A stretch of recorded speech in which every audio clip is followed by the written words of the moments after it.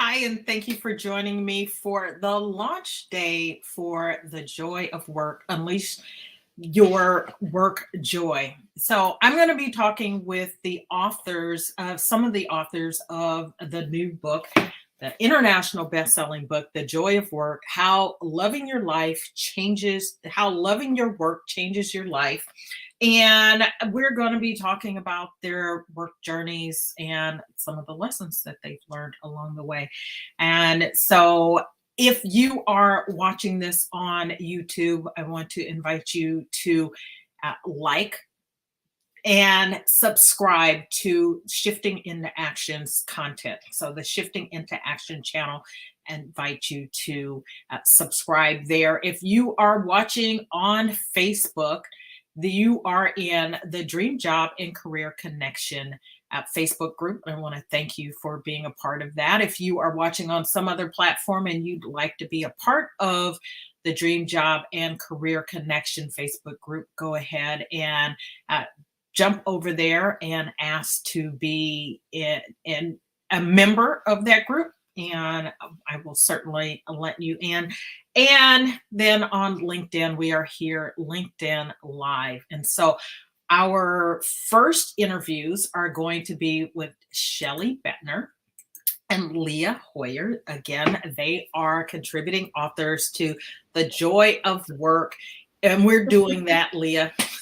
saw Leah on an interview earlier. She's like, "Are we doing that?" Yes, we are. We are doing that. We are being excited about the fact that you guys are international best-selling authors. I know Shelly. Wow. Shelly has been on this journey with me in another publication, but Leah, this is your first time. So, how does it feel to be a best-selling author? Well, it's kind of amazing, to be honest. And obviously, it's a group effort. So, doing this with so many amazingly insightful and talented people actually, in many ways, just makes it even cooler. So, yeah. I love that. And it's not about, right? It's exciting to be a best-selling author, but it's not really about that for us, right? The fact that we're a bestseller means what? People are buying the book, which means we are impacting lives. And it's one of the things that I know about both of you is that you are interested in impacting lives.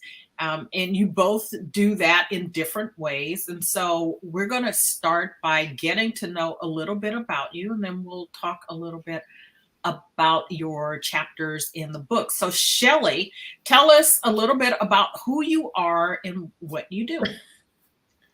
I'm a copywriter, content marketing specialist. Basically like in the jewelry field, travel industry, luxury, and I'm shifting into the conscious and wellness industry as well. And I am also a photographer, not let's see, getting better every day. Awesome. That's all any of us can ask for, right? So, yeah. Right. And Leah, tell us a little bit about you. Hi, I'm Leah. I normally live in Seattle and I'm in London. So I have tried to find the least weird corner of my hotel room to be doing this from. And so please excuse the shadows and lack of anything behind me. But I am here actually for work. I'm sort of trying to grow my business and do some other things here. And I work now in the video games industry, but I used to be a lawyer, did that for a very short amount of time before deciding I wanted to make cartoons. And wound up working at Disney for, as one does, wound up working at Disney for about a decade, developing animated series for Disney Channel and ABC networks and lots of other things. And then for more than a decade now, I've actually been in the video games industry. And recently, earlier this year, started my own video games company. And that is in part the journey that led me to this chapter. And I'm sure we'll get into that more, but that's Awesome. how I Awesome. got here. So, Yeah. Leah, you and I have in common being lawyers. All three of us obviously have in common being writers.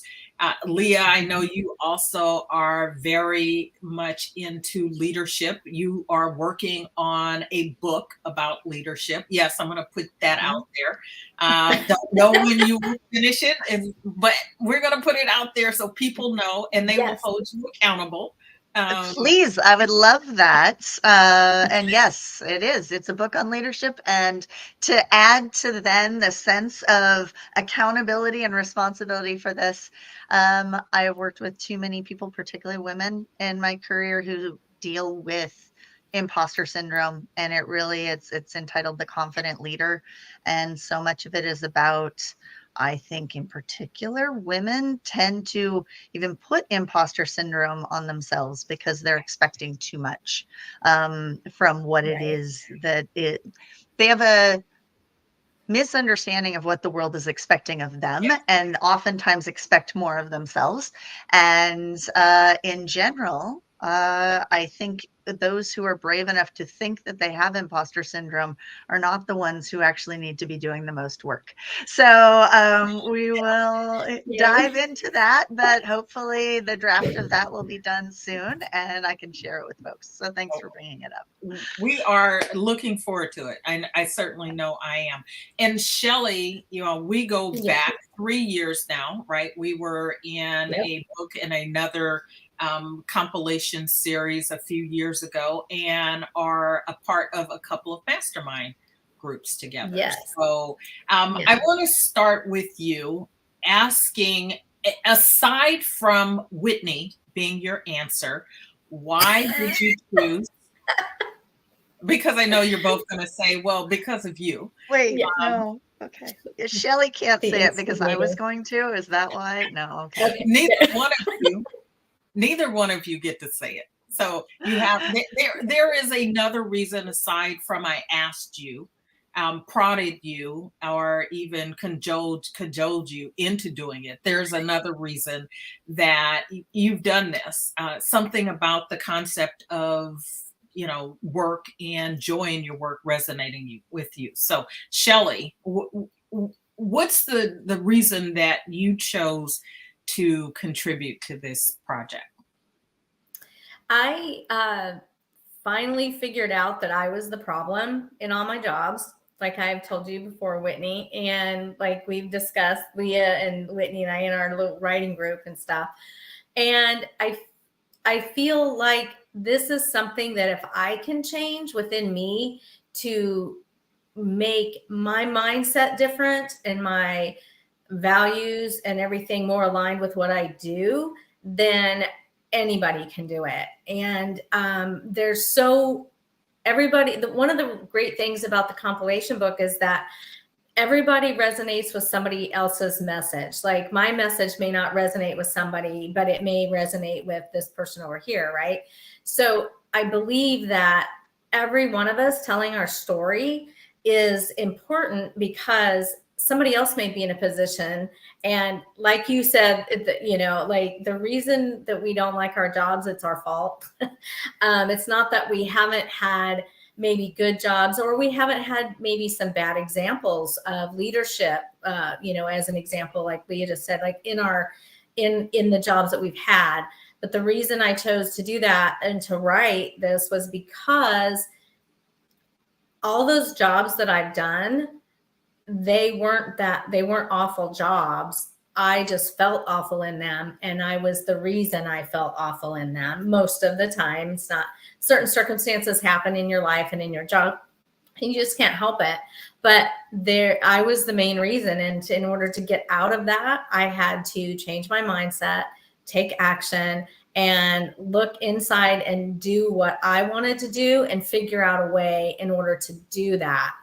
And so I'm like, well, if I can write it, then it'll happen. It's on paper. And now I got to do it. No. And what I love about your chapter is you talk about dreaming, right? And it's one of those things that as we get older, we stop doing. And one of the very first exercises I do with my clients is have them dream. I give them permission, and then I have them give themselves permission to dream again. And it's amazing. Many people will tell me, I haven't dreamed since I was a kid, right? And when we take the time to dream, I think it provides a sense of hope. So just a little bit without giving too much away in your chapter, because we want people to buy the book and read it. Right. Just a little bit about this concept of what if. What if is about actually asking yourself. A good example, a lot of times we pretend we're happy, right? In our adult lives. As kids, we walked around totally oblivious that there was any problems, well, most of us. I mean, at a really young age, you just go, running, full force out in the world, just everything's new and exciting. And, you pretend you can be anything in the world. And then as we get to be adults, we get stuck a lot of times doing things that we think society wants us to do, our parents want us to do, things like that. And I think that if we stop and say, what if I can pretend that I'm I don't know, what did I call it last time? A paper folder in a paper folding factory, and that was my dream job. Like, what if I pretend that I can do that and I find a way to do that? So when I find a way to do that, then I'm happier. And so what if we start pretending that we can do anything we want, just like as we were kids? Because the truth is, all of a sudden it's not pretending anymore, and you realize you just stepped into that role, and then you're like, oh, this is awesome.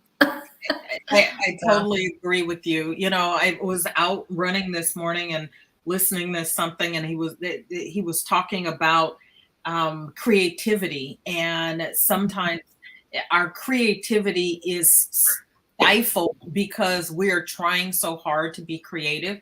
And if we just sort of take a step back and just let it unfold, right? Just step into the world of creativity, it could just start to unfold. And it's one of the things that if you are struggling in your work, if you will give yourself over to dreaming, being creative, just allowing it to flow, things will come to you that you may not have thought about for a really long time. You're just like, oh, I used to be interested in XYZ. How can I bring some of that back into my life? And so it starts with a thought, right? We have to give ourselves permission to think, to dream, to be, and let it flow. So Leah, your chapter is the joy of an amazing network. Tell us a little bit about that. Well, in terms of the, I think this is actually very much related to the why I decided to be a, contributor to this, because Whitney and I had multiple conversations not that many months ago where I was like, I don't know, I'm in a place right now where there's such upheaval in what I'm doing that both from a time perspective and being able to have that space and the clarity of thought to think about what would the concept be, but also, I've made a shift from being an executive at a Fortune 500 company to starting my own small business in the video games industry, which is also very capital intensive. So I've been out raising money and trying to be responsible for giving not just myself, but many other people work and putting something out into the world. There was just a lot there. It's very mercurial. It's very stressful. And I had committed to sort of writing this book before all of this happened. And as we were shifting into that, I wasn't certain what my thesis was going to be. I was like, I'd agreed to do this, and I really didn't know, from the day to day, I didn't even have time to sort of see the joy because I was so exhausted. Wow. Until it actually really hit me that the place that at this moment in my life I tend to get the most joy from is the fact that I realize I'm not tackling all of these challenges alone. Because over the past 2+ decades, I have managed to curate, cultivate, and nurture an amazing network of people who have all been there helping me along, being part of this. And now that just sense of confidence and the fact that you've got these people forming this kind of safety net for you as you're taking on these huge challenges, is honestly, it brings me, peace of mind and calm, but also really joy. Because I've also had to reconnect with people that I hadn't, because I've now had new reasons to have new conversations. And it's been so delightful to go, I forgot how much I loved talking to this person and what an amazing human they are. And so the whole process of going through this has given me that perspective of what an amazing accomplishment it is, but also how fortunate I am to have all these amazing people in my life who, when I tell them that I'm starting up a video game studio, pretty much everybody's like, how can I help? And I just like, that is so heartwarming. And that when I had that thought, I just instantly messaged Whitnie. I remember and going, I think I've got it. I think this is it. And she's like, that sounds great. And at that point, the chapter was written pretty quickly. Like once I had the nugget of that, because it is so joyful. And so it was like, yes, this is what I'm doing.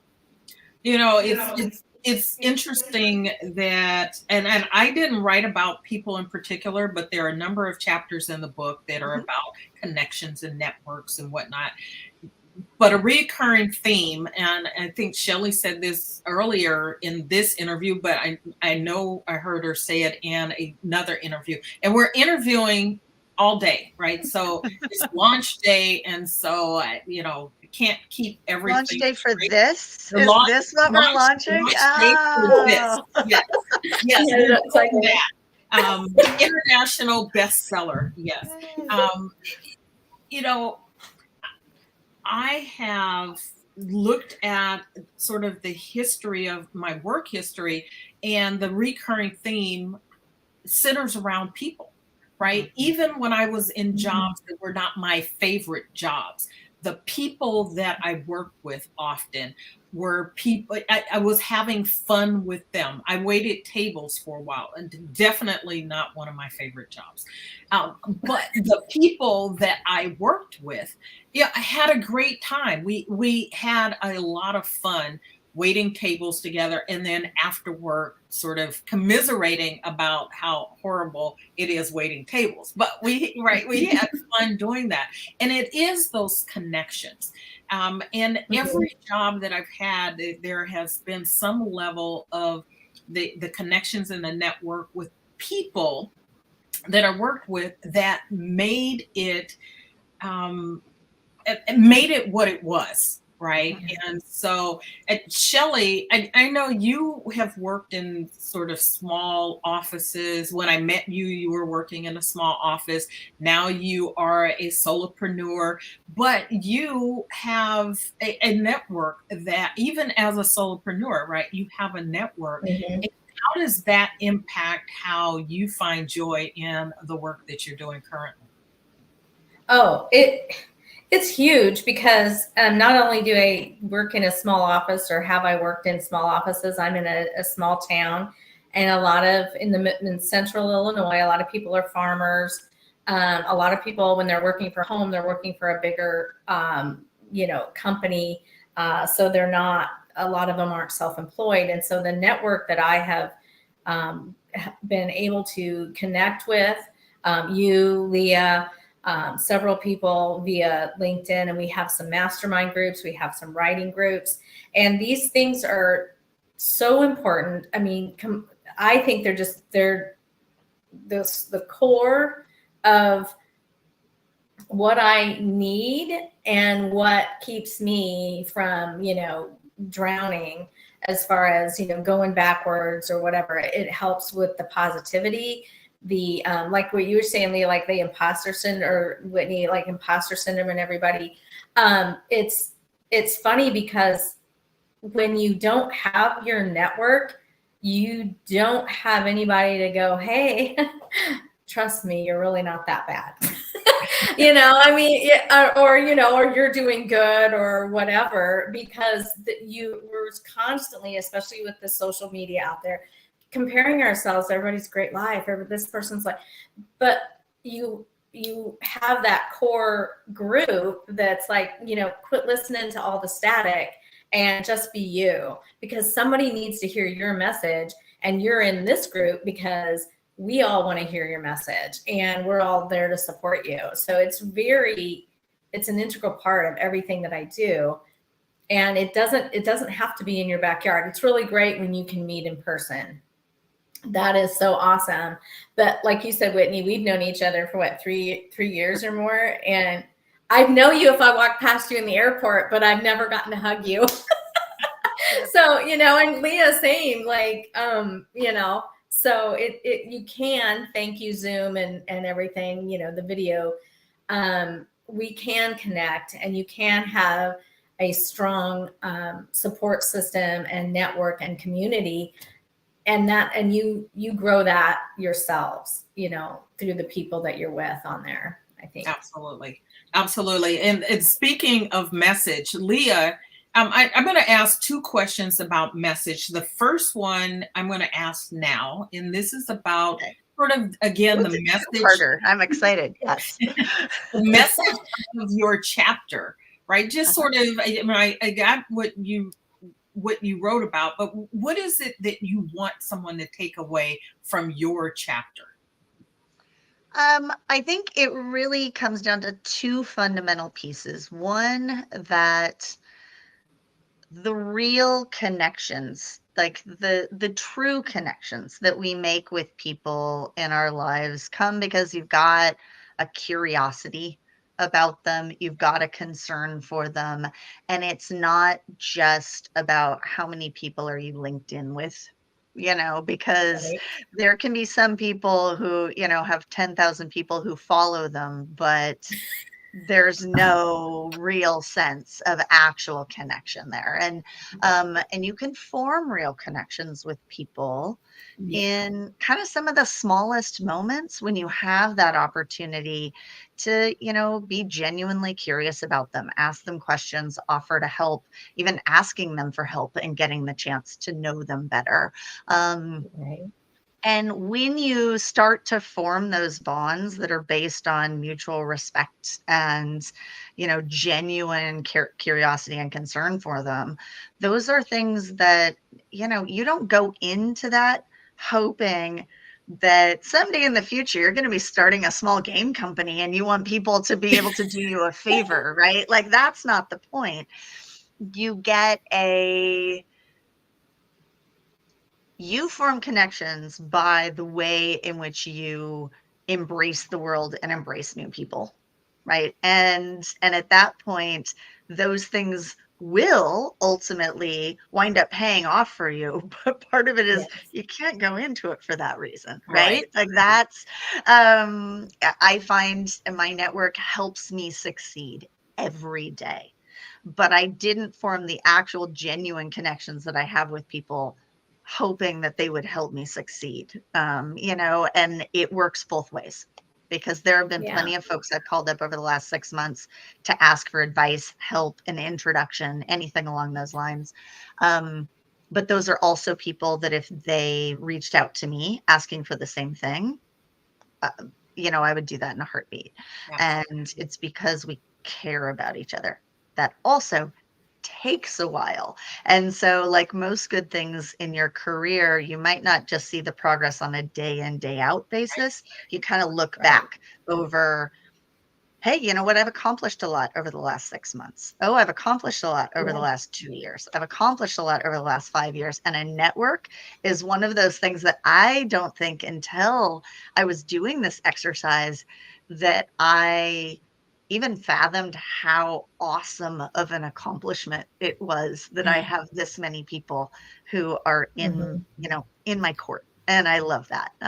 So, that's kind of at the heart of that sense Yeah. of an amazing network. I love that. I love that. Shelly, same question. Specifically for your chapter, what would you like people, the readers, to walk away with? First, I want to say how it was fun to watch Leah's face just totally light up when she was talking about her network. So, right there, ding. That's the thing.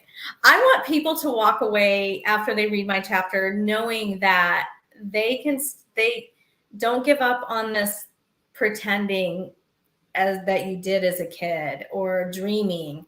That you need to keep those dreams alive. You need to visualize them every day. You need to go inside and quit listening to everybody else, figure out yourself, and take a step every single day, no matter how small it is. Because trust me, mine have been small.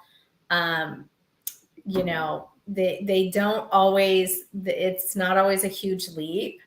And I think that I want people to take away that if, everybody can do it if they set their mind to it. But one of the reasons you have to care for yourself, I worked for a private investigator who had sticky notes all over his office, and it said, what do people want? I mean, he had like 50 of them on one wall. And so one day we asked, what the heck? What do people want? And he goes, well, if I figure out what people want and I can give it to them, I'm helping them, and then they're helping us. But the thing is that I realize is that you got to figure out what you want too, because you can't help others if you don't know what you want. And so if you feel like you need to show up in whatever capacity for all the people that you love, you have to go inside first. Like Whitnie said, it's an inside job. And that's how, you're going to accomplish all of these things. And that's what I want people to take away, is that they need to go inside and get it.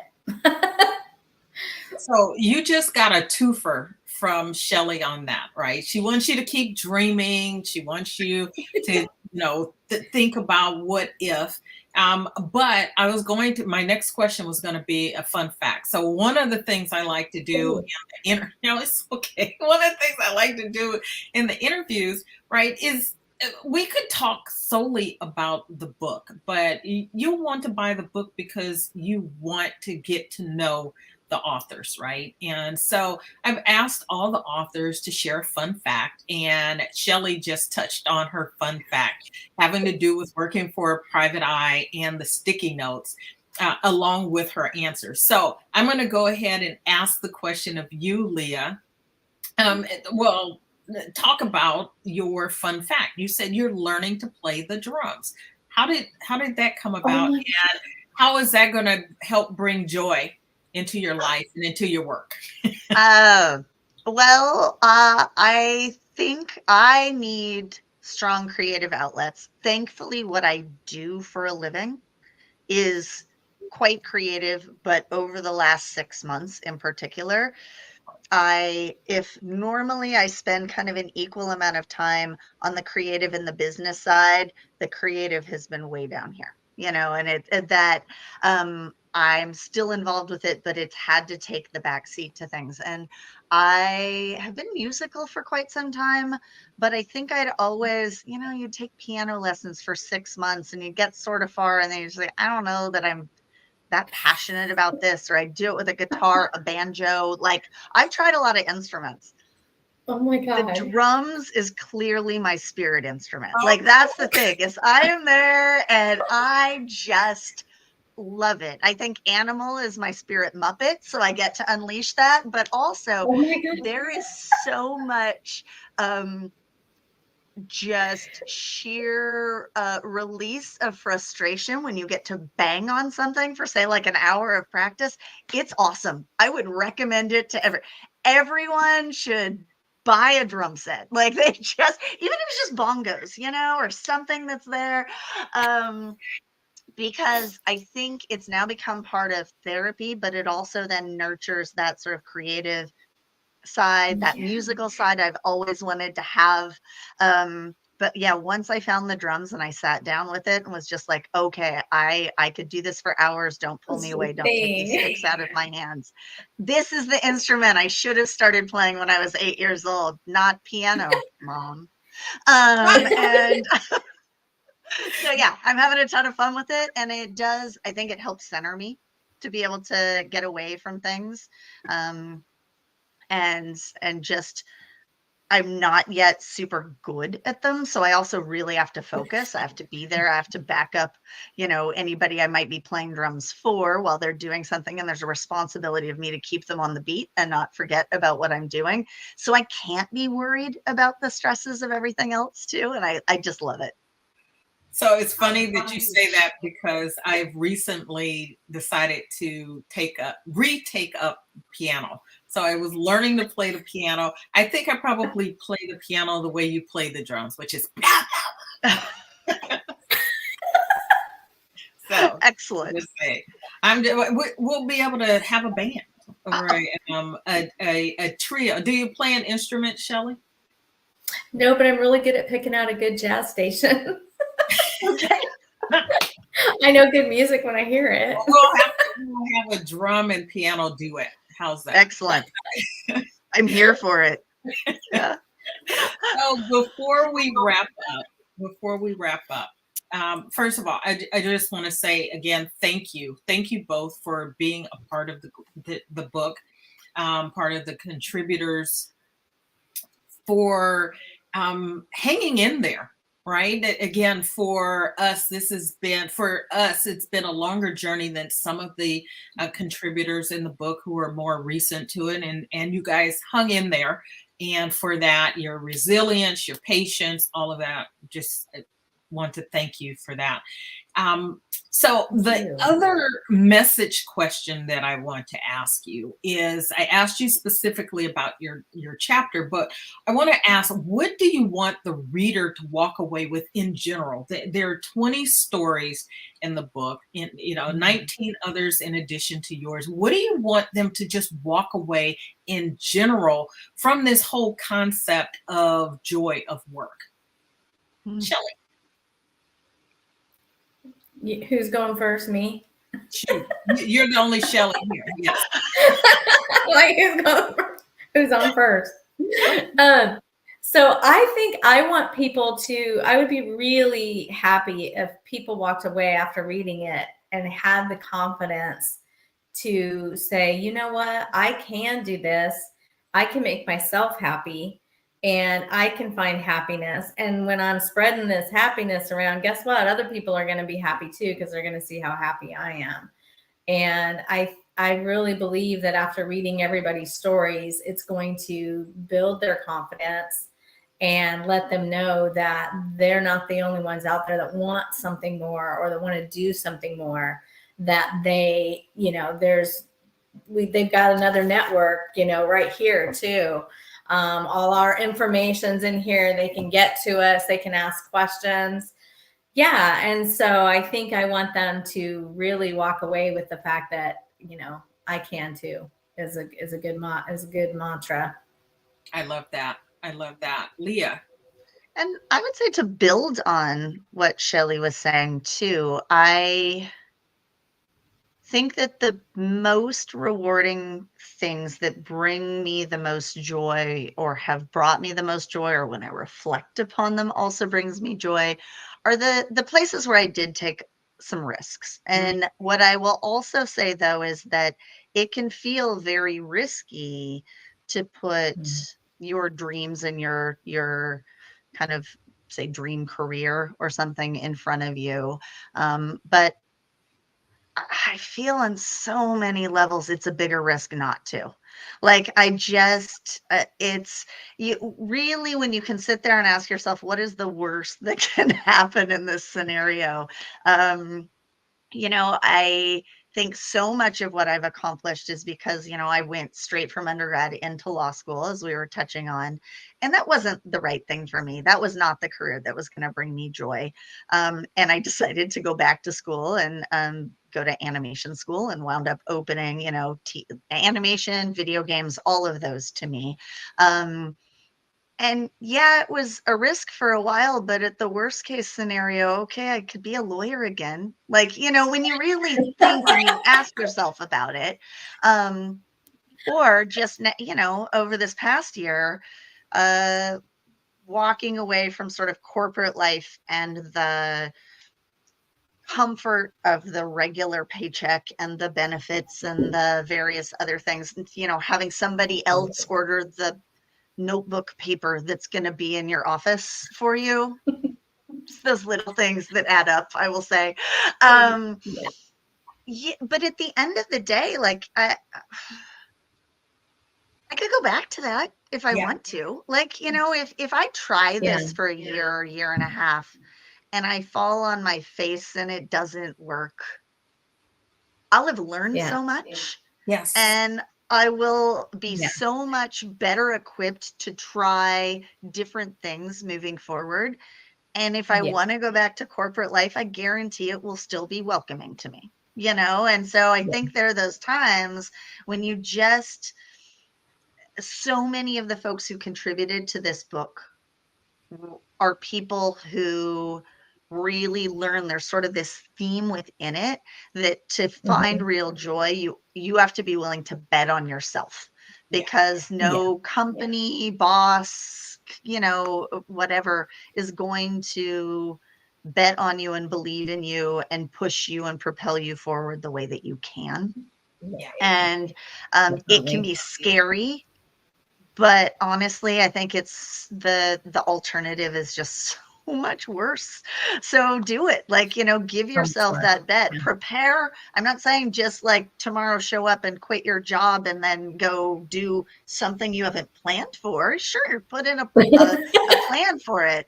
But at the same time, if there is that thing that you really feel deep down you're going to be passionate about, and that is your calling, is that sort of thing that serves your purpose, that the true things that give us reason, a sense of impact, all of that.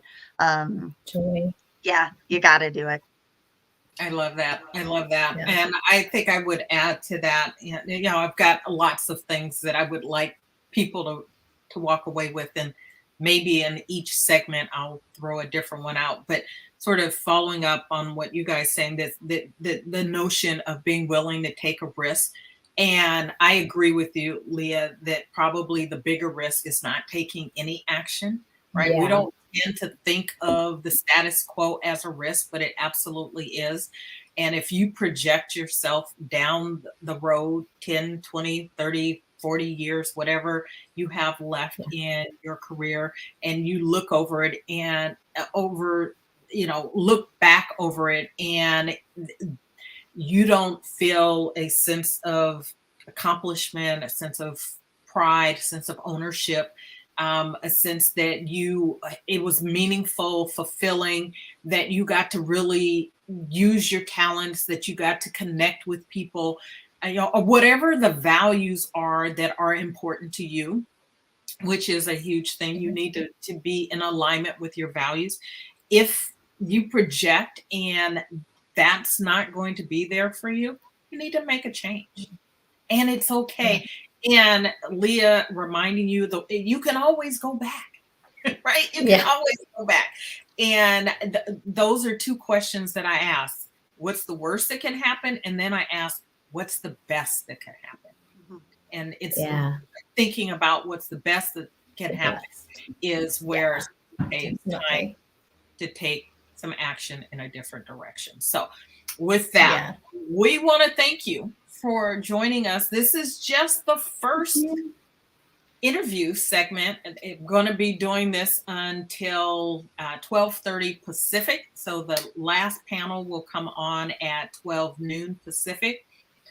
Want to thank you for joining us. I want you to stay tuned. I actually didn't have anyone signed up for interviews for the next half hour. And so I've got a little treat for you.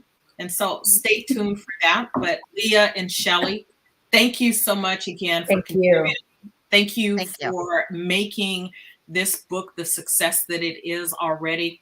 Go out there and keep pushing this. I want you both to be international #1 bestsellers, not just international authors. Let's put that up there.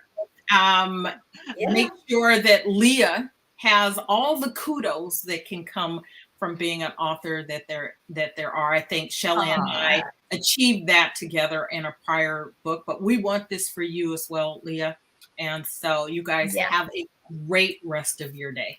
Yeah. And thank you, Whitney, for, I know Shelly feels the same, but you've been such a huge part of us contributing to this, getting it done, Definitely. being part of this, and your motivation and everything has been amazing. So I consider you a very valuable part of my network. So thank you. Likewise. Thank you. I appreciate that. I appreciate that. And I'll see you guys Friday for writing group. Yeah. Fun. And you too can own a copy of The Joy. Yeah. Thanks. Bye all. Thank you. Bye-bye. So as I say goodbye to the ladies, I just want to say that for the next 20 minutes or so, I'm going to talk about a topic that is pretty important to me. So the work that I do, a primary part of the work that I do, is around coaching and training people on career transitions and change and sort of navigating that world. And I just want to talk a little bit about that. It is the impetus for the book, right? My story is that I was in careers, different ways of looking at it over the course of my working life, and had periods of time where I was unemployed, underemployed, and unhappily employed.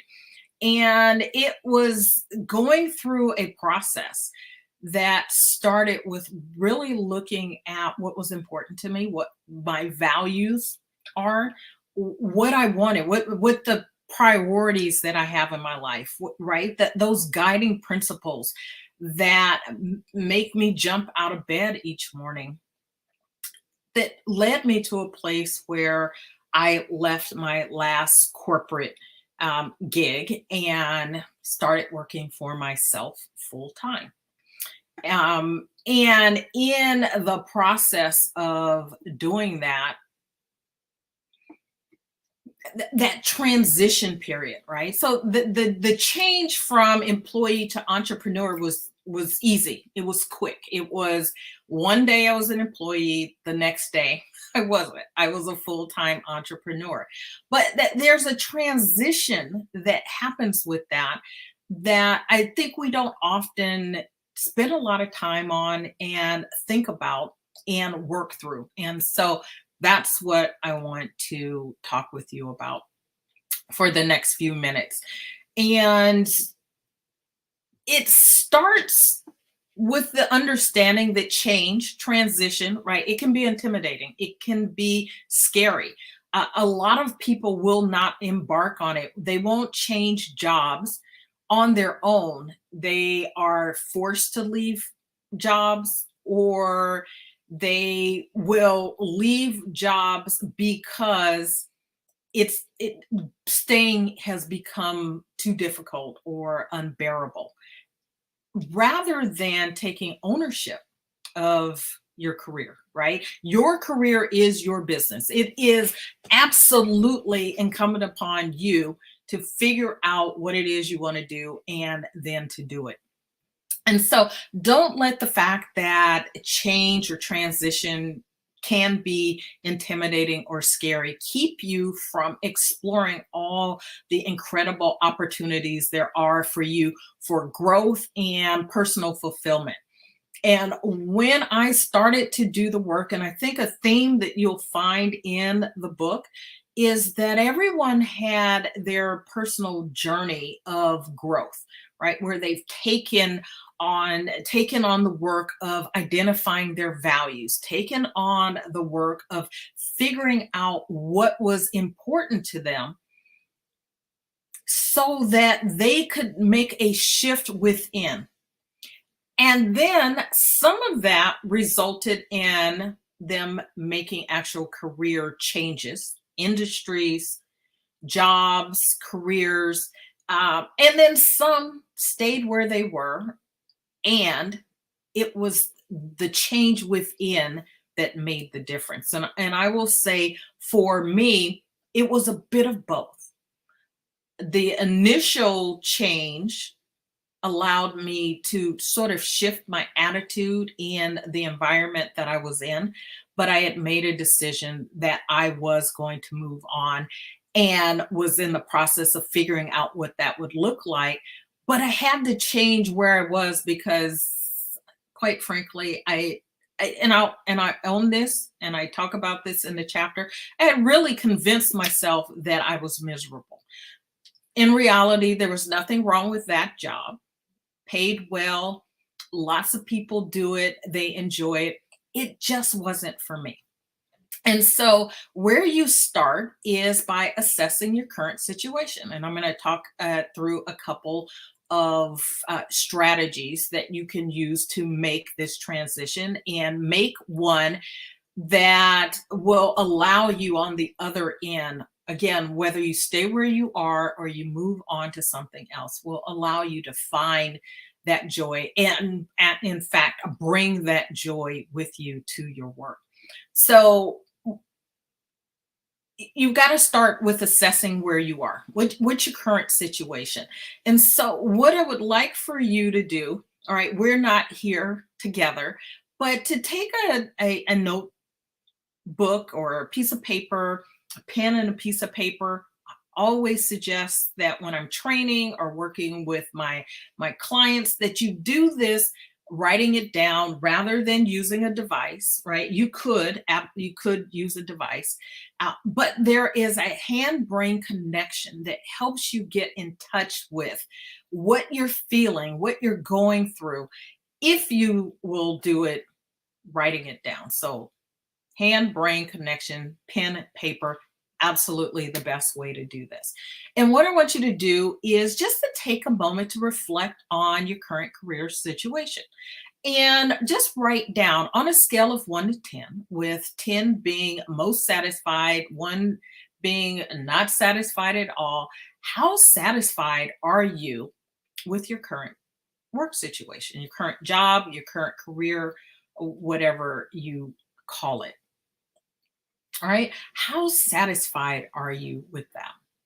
1 to 10, just jot it down, right? Maybe write down how satisfied I am and then the number, so that when you look back at this, you'll remember why you wrote that number down. And then next, I want you to explore your values, explore your passions and the things that you're interested in, right? Explore what really, truly matters to you. Think about the activities that make you come alive. What are the things that when you think about doing them or when you do them, you just light up? And in the last segment, Shelly pointed out that when Leah started talking about her network, she sort of lit up. What are the things that light you up? They may have nothing to do with your job at all, or they may have everything to do with your current job, right? The work that I started to do initially was about doing something that I both loved and was pretty good at. Had been doing it for years and it didn't dawn on me to sort of leave my job and do that as a vocation moving forward. I was just doing it because it came naturally to me, right? And when I finally stopped to think about it, it's like, you're coaching people in career transitions. You can coach people in career transitions. And that's sort of how this started. But I had been doing it for years. As far back as I can remember, I've been helping people to identify their goals and to create action plans and implement them. And I found myself over and over again with people coming to me, asking me questions about how they could make a particular change in their careers. And what's really funny is at the time that I was doing that and people were coming to me, I wasn't particularly happy in mine. but it started to create that shift, that the acknowledgement, the recognition that that's what was happening, right? Sent me on a whole different trajectory. So what are those things that make you come alive?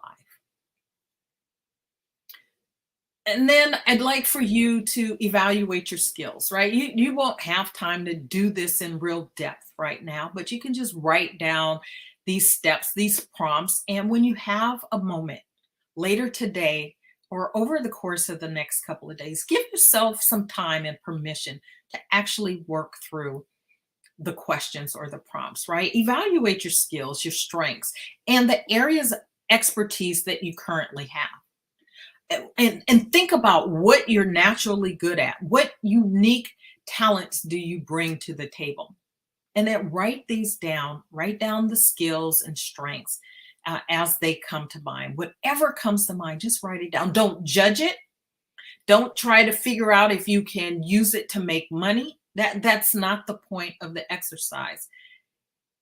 Just be, right? Shelly talked about dreaming, that asking the question, what if? Here's your opportunity to ask what if. What if, right? I could spend my days, I don't know, maybe what appeals to you is working with children, right? There are a million different ways you can work with children. I think people tend to think teachers. There are lots of other things that you can do with children. Maybe you pair that with something else that you enjoy doing, right? I have lots of things. I'm a runner. I love working out. I love writing. I love playing golf, right? So I could start looking at all the different things that I love and have passion about, and then start to think about how can I start to put these things together in different ways, right? But that's not your charge right this second. So I want to just take you through a couple of real life examples. I work with a client, marketing professional, who was feeling unfulfilled in her corporate job. And through this process of self-reflection, she discovered that her passion was for social entrepreneurship.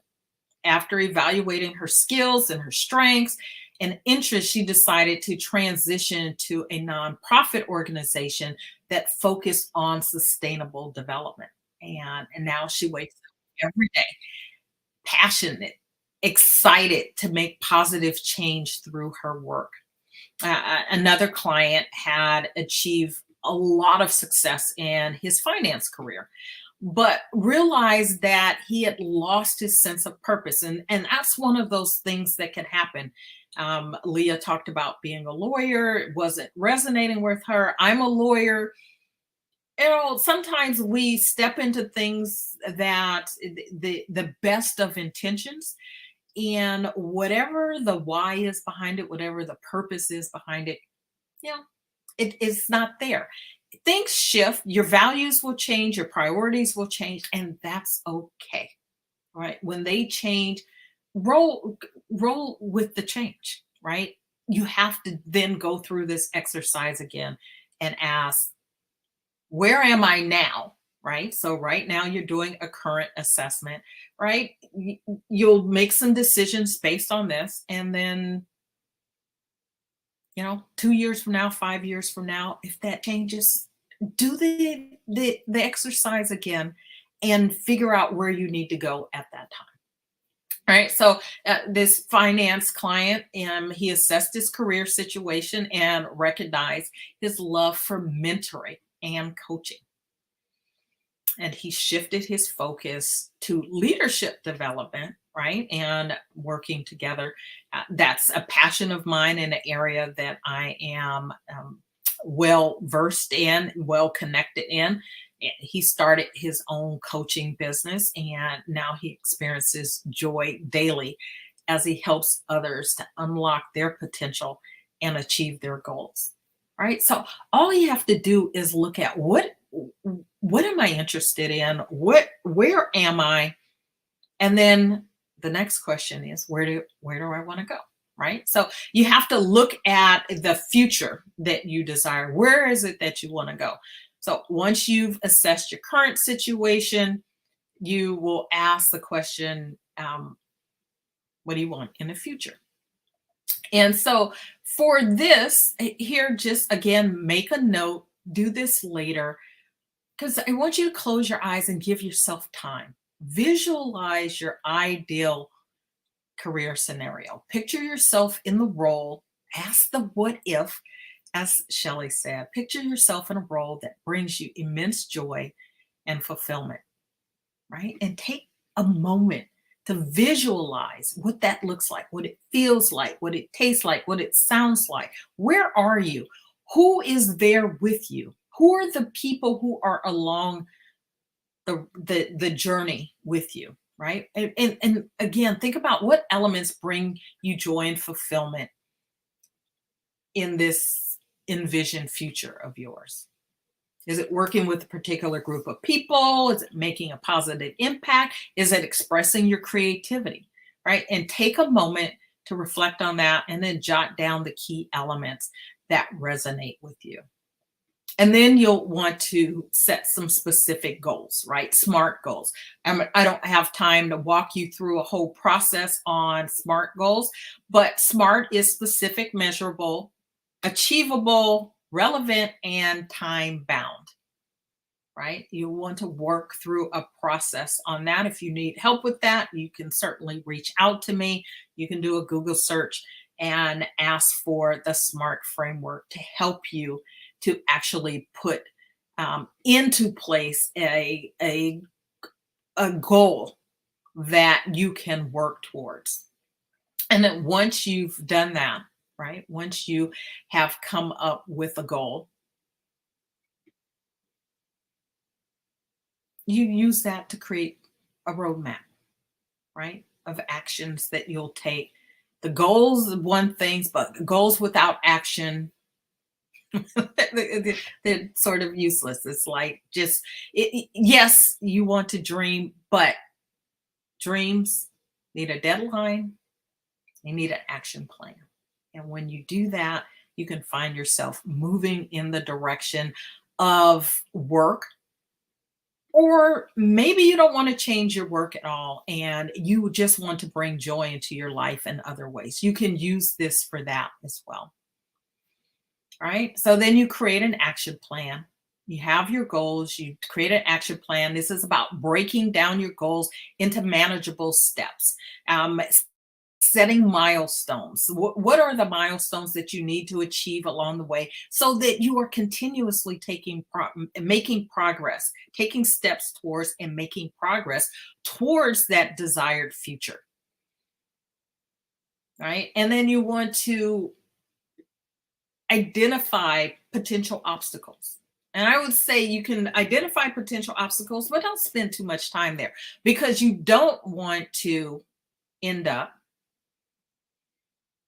creating a reason not to move forward, but acknowledge that they are likely to be obstacles. And if you think through some of them, you can also think about how you're going to overcome them. What are you going to do if certain things get in the way? What if you walk away from today, right? All the interviews and you're hyped and excited about moving forward and taking action.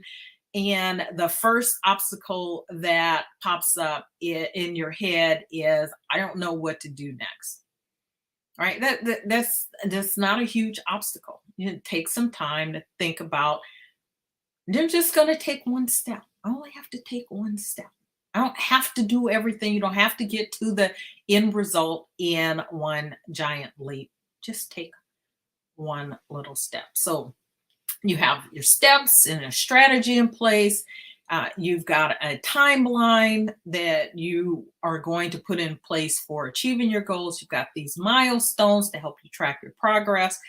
And then, right, it's time to move forward. One of the things that's going to be really helpful for you in the grand scheme of things is maintaining a growth mindset and being in a place that you are about continuous learning.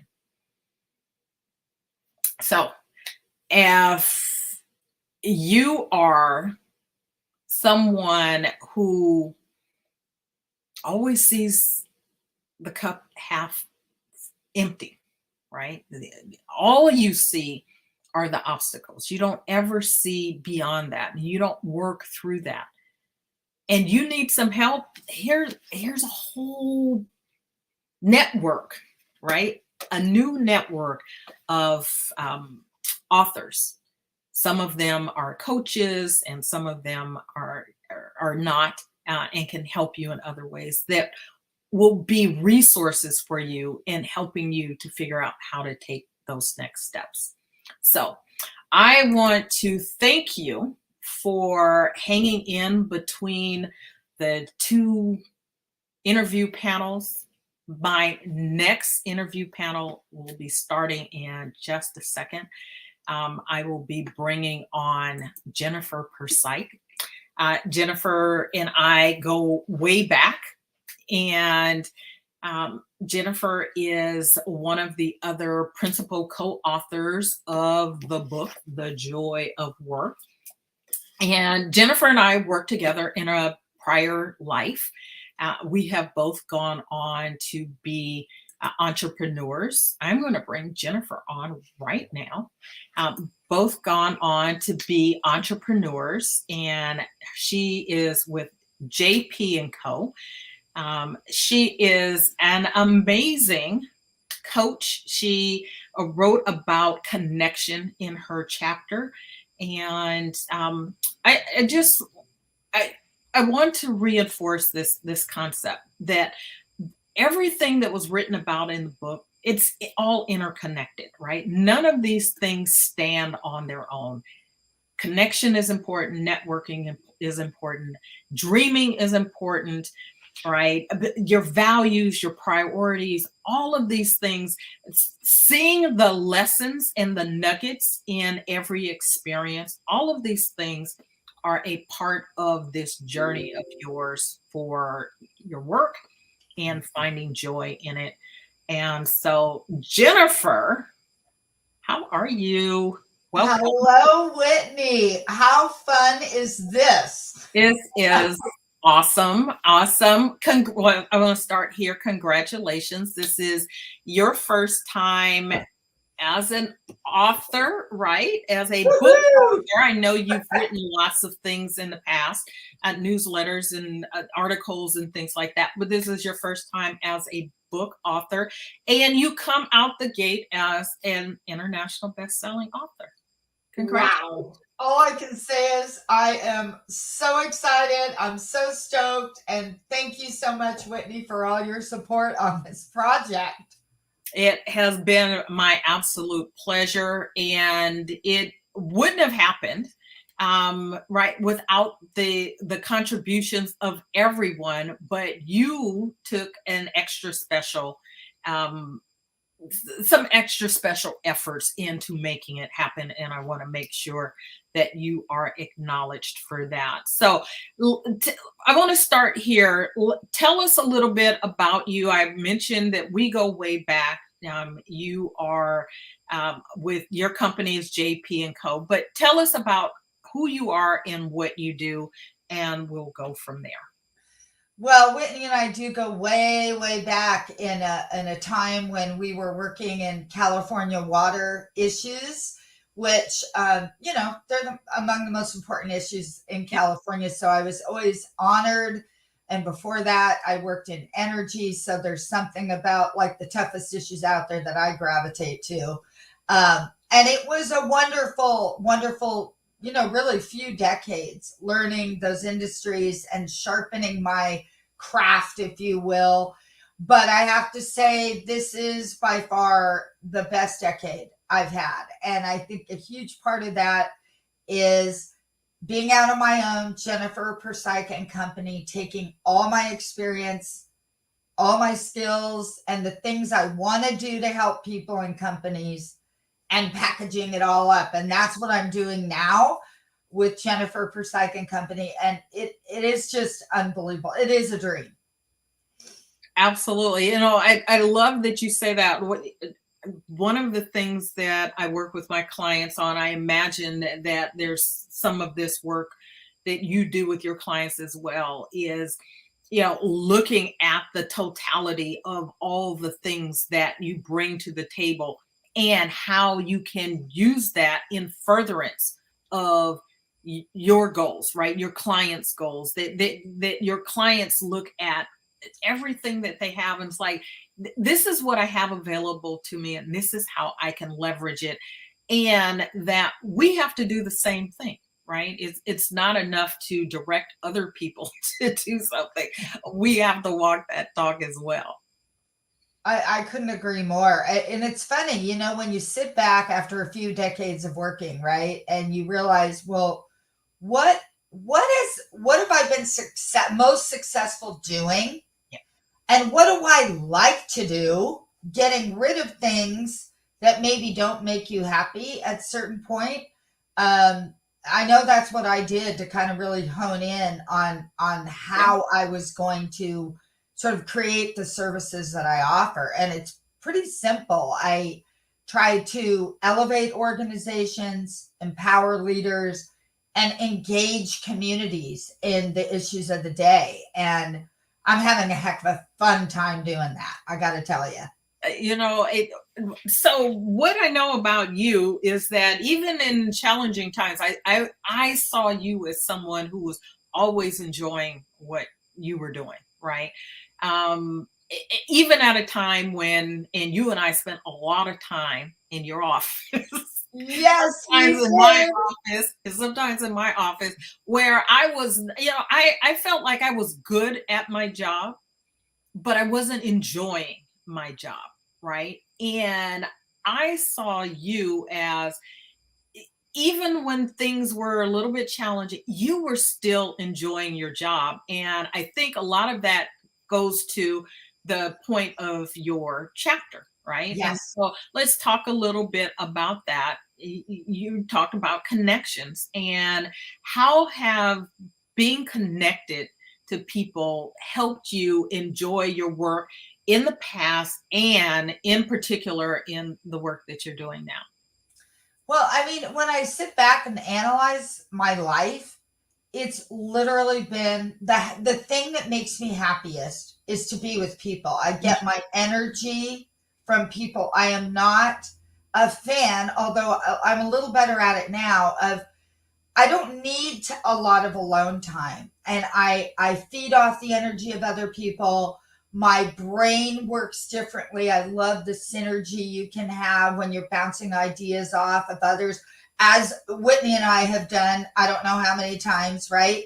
So all of that really led me to, when we were looking at this book and, well, what could I contribute?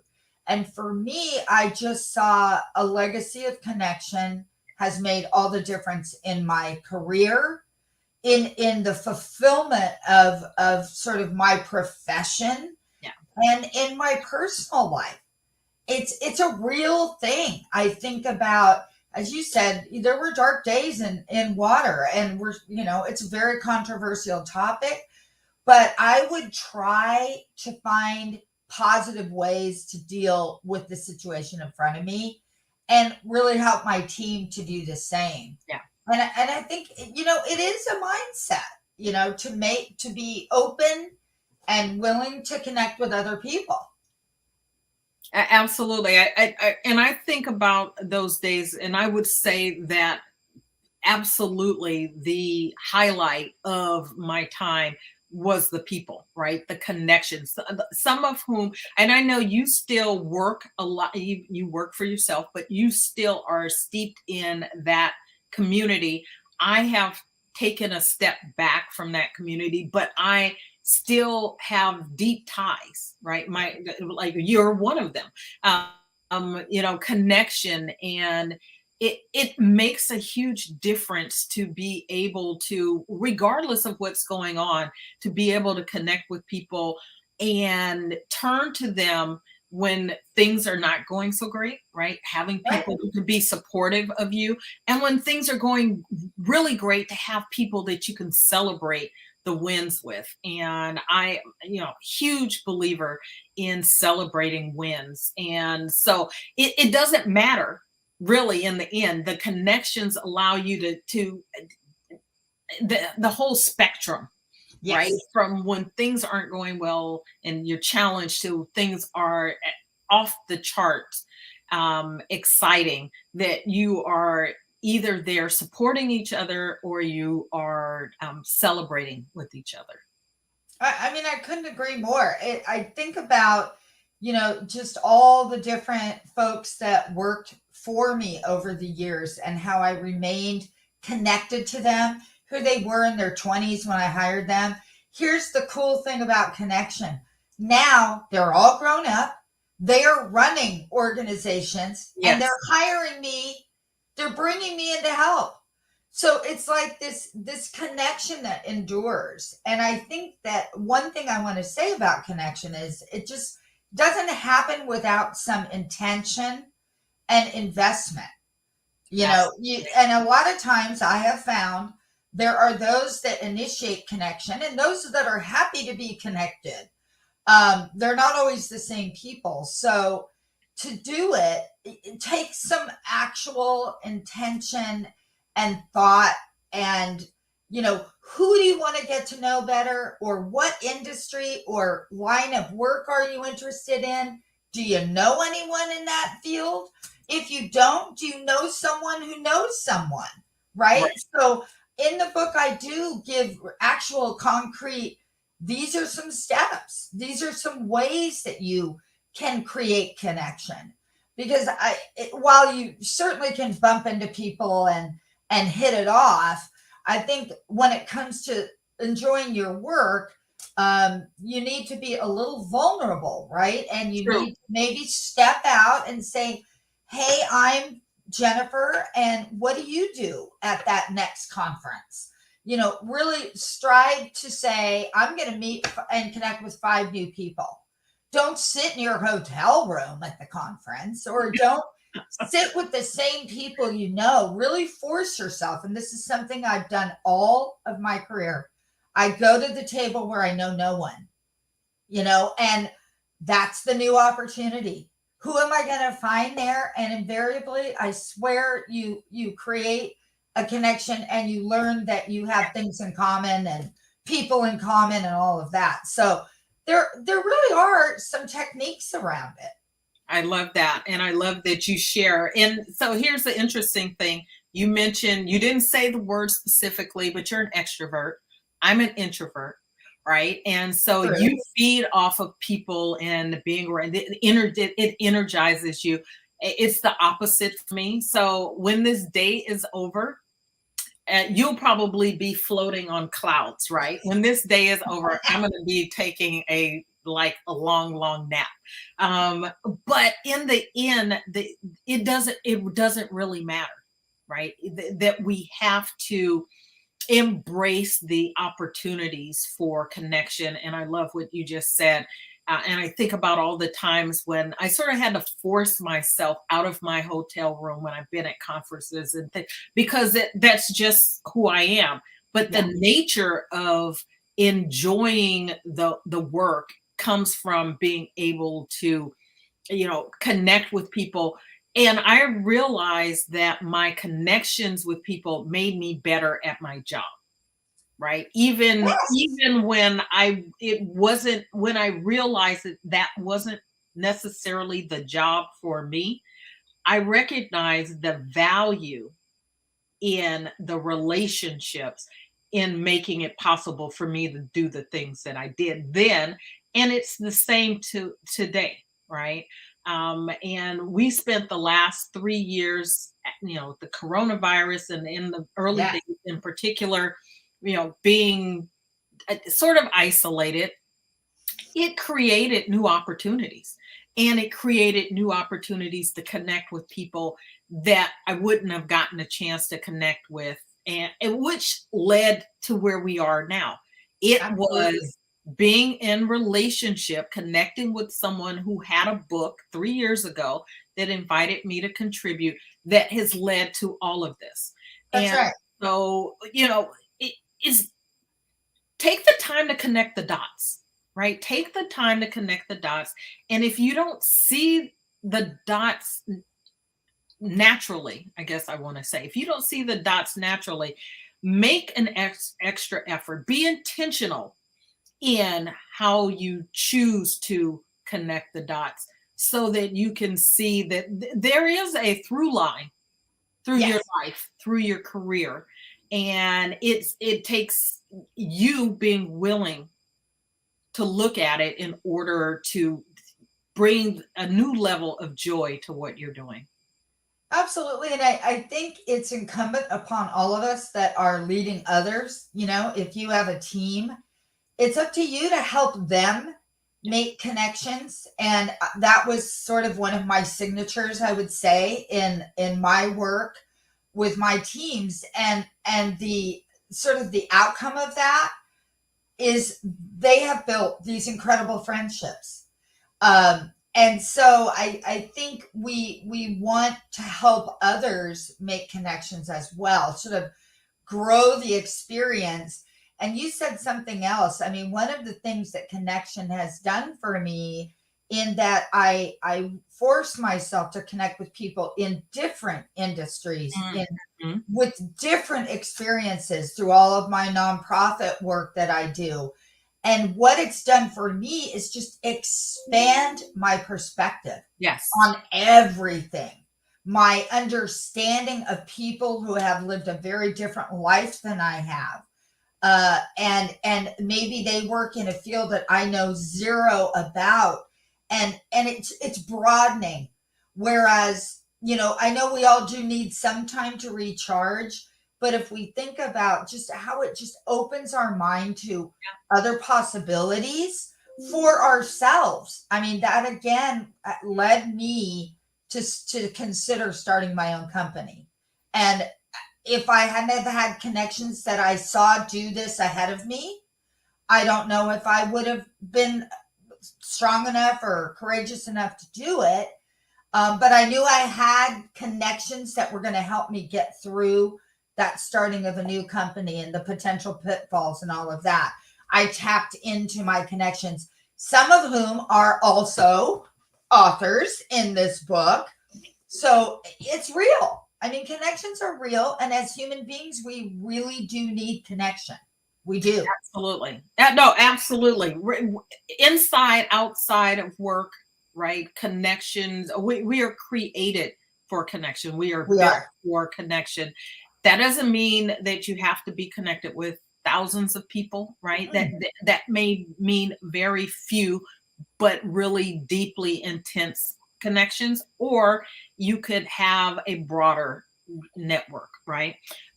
So tell me, what are aside from connections, what are a couple of other things that bring you joy in the work that you do? Well, I have to say, it's the most rewarding, again, well, one of the most rewarding phases of my life, because I have the years now of experience that I can bring forward to help organizations solve problems and to really help them vision for the future. And I think that's a big part of what I'm doing now. And being on the outside as you know, as a quote expert, and they bring you in, you're in a different position and they sort of listen to what you have to say. And you can tell them things that are hard to hear. Like, you know, you need to bite the bullet, you need to move forward, and you need to, you know, develop a strategic plan and implement it. For example, I'm doing a lot of that now. And seeing the impact you can have as an entrepreneur has been kind of mind-blowing. And the same is true when I work with leaders or leaders to be, you know, the future leaders, helping them to really position themselves and hone their skills, whatever it is that they may feel is lacking or not as strong as it needs to be, so that they are going to be able to be either a more successful leader in the work they're doing now, or they're going to be able to go for that next opportunity that they find or that someone recruits them into. Yeah. So it's to me, it's all about the positive impact that I feel I'm able to make now on a broader scale. I definitely felt that I did that in my career, but now I'm just all over the place. So it's taking what you're good at, Whitney. You said it before. What are the things that you bring to the table that can really, make a difference to other people, organizations, issues you care about, causes you care about? I think all of that is kind of the phase and the chapter that I'm in now. The giving back and the, sharing the knowledge and the experience with others and lifting them up. I mean, that's what I'm doing. And I just couldn't be having a better time. And it still is considered work. And a lot of people say, I don't get it, Jennifer. You don't even need to work, which I don't. But to me, that's what work is now. That's what my work looks like. So it has a very different feeling. And because I'm having joy, I just want more. Absolutely, right. When you have joy, you want other people to have joy, and you are in a position, not just you, but the other contributors to the book. We are in a position to speak from a place of authority, a place of expertise, so to speak, because we have walked through this. Right. Yes. Everyone has gone through a process that has helped them to figure out even if you've been joy-filled in every job you've ever had since the very first one you had, or you haven't been, you have taken a look. We've all taken a look at our work history and said, what's that through line? What is it that has helped me to arrive at a place where I am filled with joy? And how can I share that with others? You talked about impact, right? You talked about empowering people. You had the 3 E's, impact, engagement, and what's your third one? Actually, it's elevate, empower, engage. Elevate, empower, and engage, right? And getting to a place where you could understand that all the things that you bring to the table allow you to help people to do that, right? Organizations and individuals do that is huge. And if everyone, and we're not talking about you need to start your own company, right? You can do this right where you are. But if all of us took the time to tap into who we are, what we're good at, what we bring to the table, and bring that to whatever environment you're currently in, right? We shift the numbers of the hordes of people who are unhappy in their job, disengaged, right? You work with organizations, disengaged employees, people shifting jobs every couple of years because they're looking for something that actually is inside them. Right. And I think that is a great point. I mean, you have to have some introspection at some point. If you kind of see yourself jumping around, well, why are you jumping around? What is it you're really looking for? I think this book, again, is powerful. There's a chapter by Annette Smith around meaningful work. What is meaningful work? What does it look like to every individual? Yeah. And figuring out what that is. And it doesn't have to be a fancy job either. We've seen plenty of inspiring stories about people that are in the most, what others might consider the most mundane job, but the attitude that they bring, their professionalism, the commitment to really serving the customer, they have an impact there. And I think it's really important for us to remember that everyone's not going to be a CEO, right? but it is exactly what you said. Where are you, and how can you have a greater impact?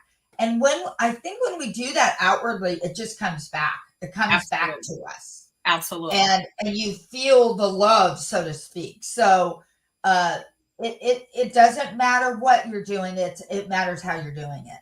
Absolutely. And I want to reiterate that point. You don't have to start a company. You don't have to be a CEO.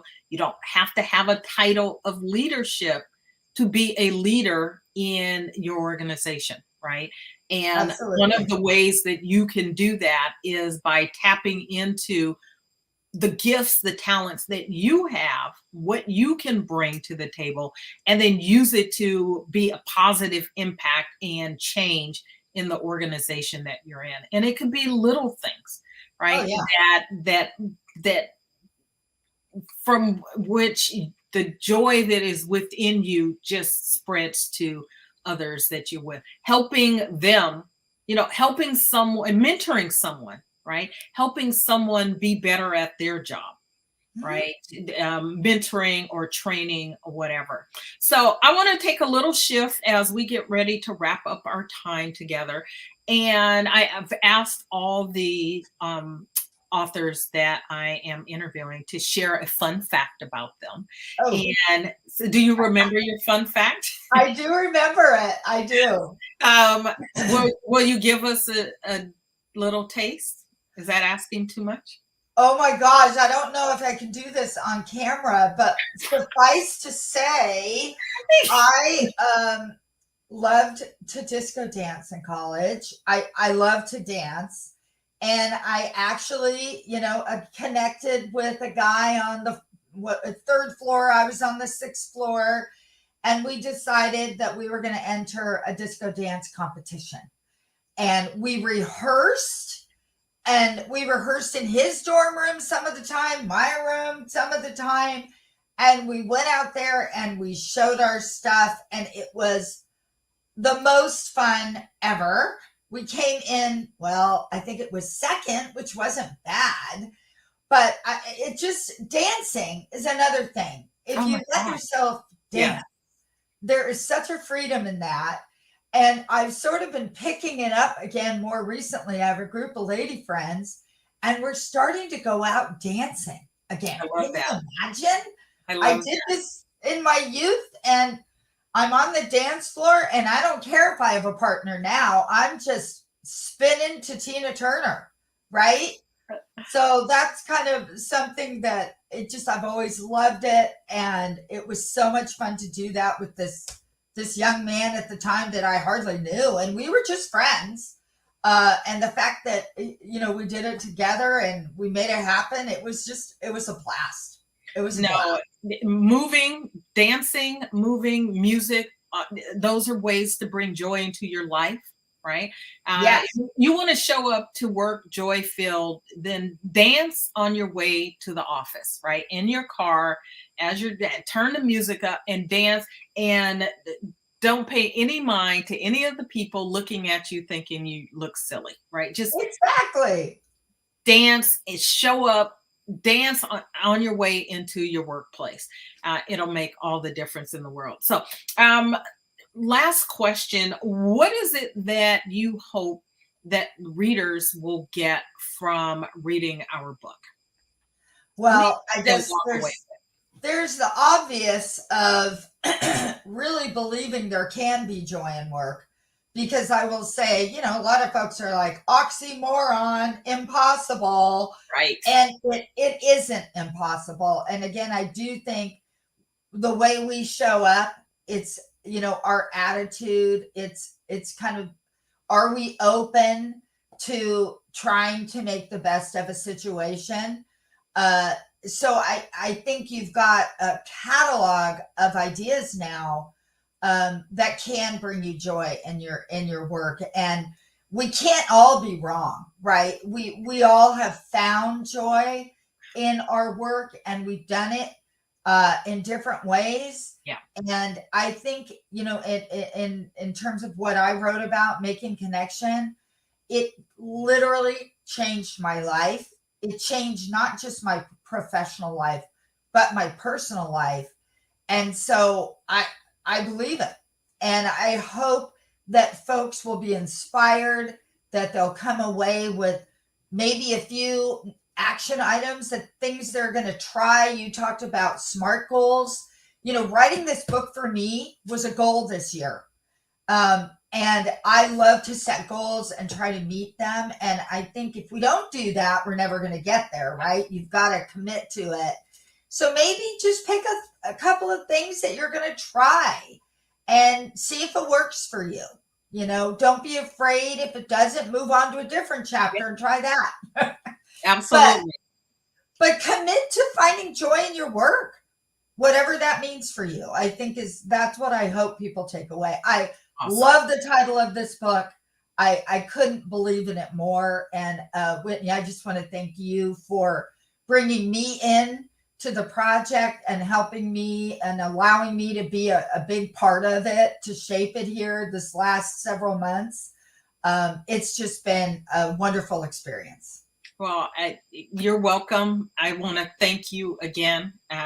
You know, we wouldn't be here without all the contributors, and you were a huge part in that, not just contributing your chapter, but bringing other contributors in as well. And I want to thank you. I appreciate you. I know I will see you later at the celebration party. Again, all about celebrating, right?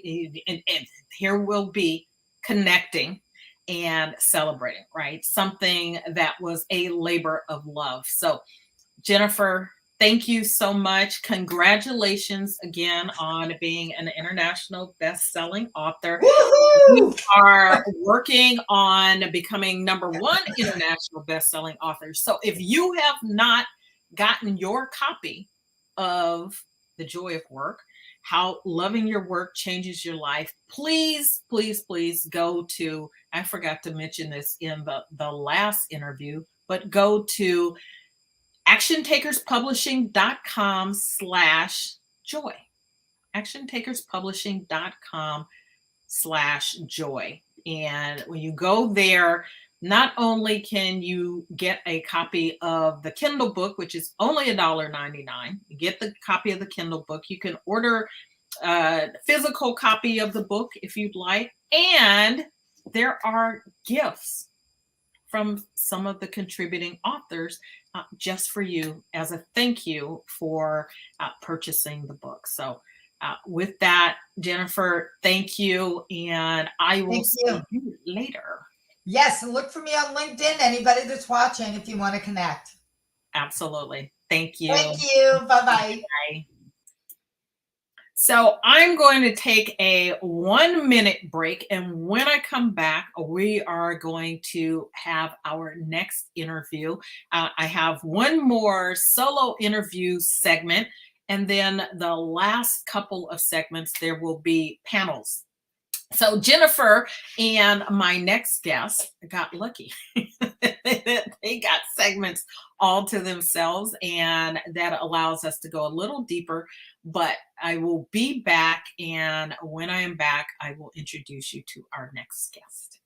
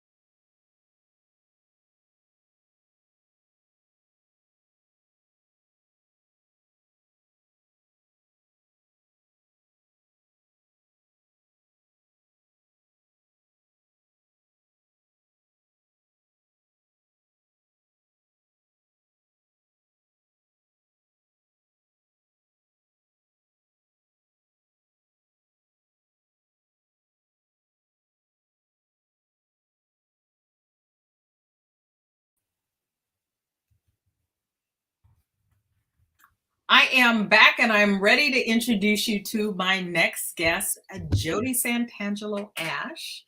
She is also a contributing author to this international bestseller, The Joy of Work, How Loving Your Work Changes Your Life.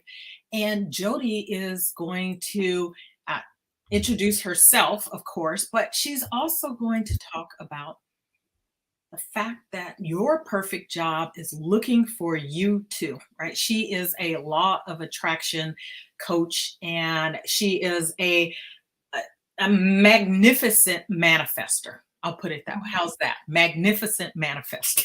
It's a tongue twister. Thank you. How are you, Jodi?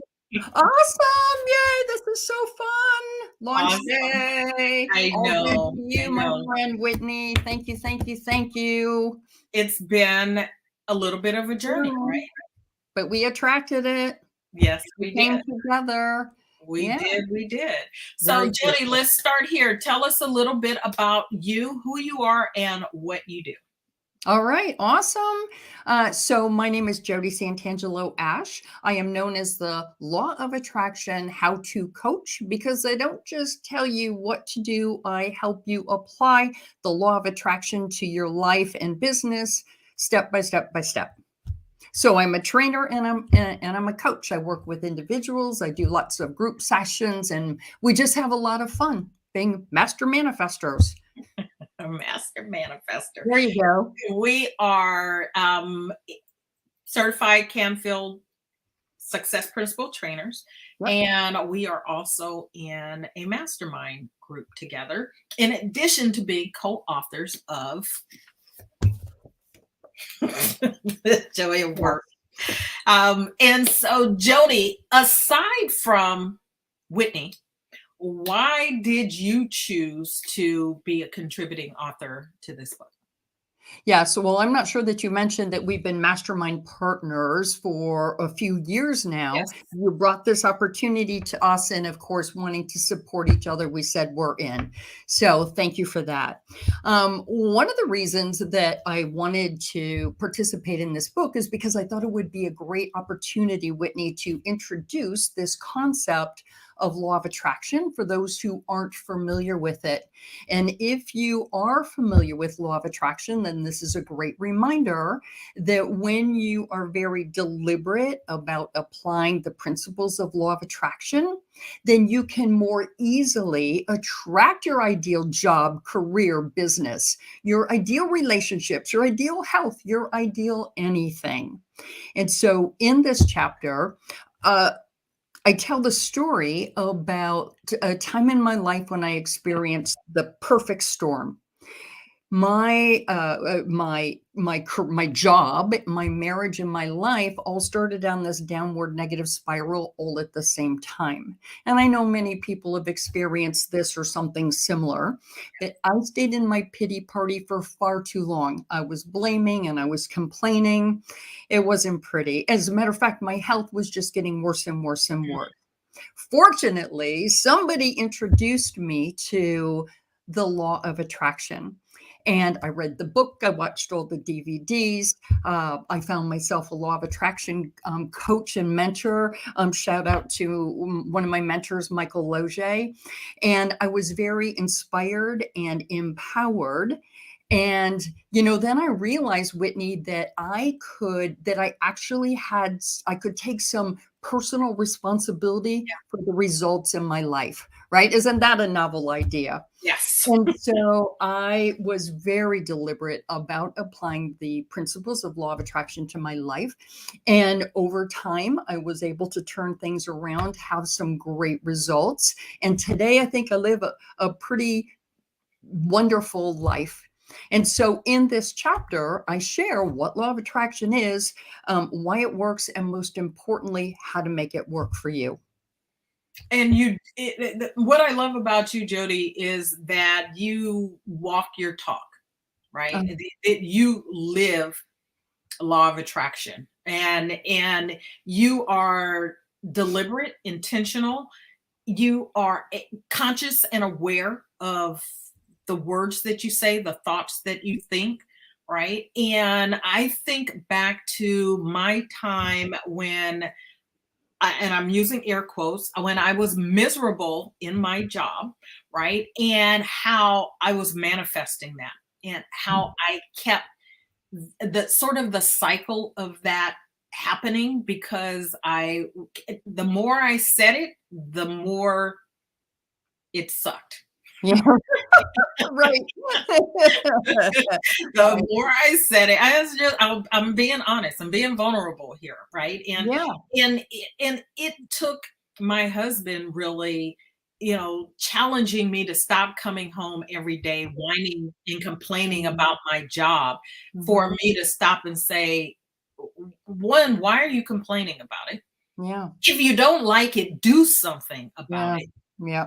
Right, which is one of those things that happens, and where I think the majority of my clients find themselves when we begin working together, is that they are in a place where probably not as miserable as I said I was, but for some of them it's rough, it's tough. I have a client who, when we first started working together, hadn't been on vacation in 15 years. And it's like, how I can't even, right? I couldn't even imagine not having been on vacation in 15 years, and continuing to do the same thing over and over again. And it was sort of looking at her life and seeing that it wasn't going to change unless she changed. Yeah. And I went through the same thing. And so here's the thing about the law of attraction. It works whichever direction that you go, right? It's always on, Whitney. You can't. Whether you go negative or you go positive. Right. So why not, if it's working, whether you know it, whether you know or law of attraction or not, right? Whether you choose to be positive or intentional or not, it's working.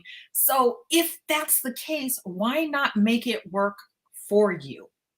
Absolutely.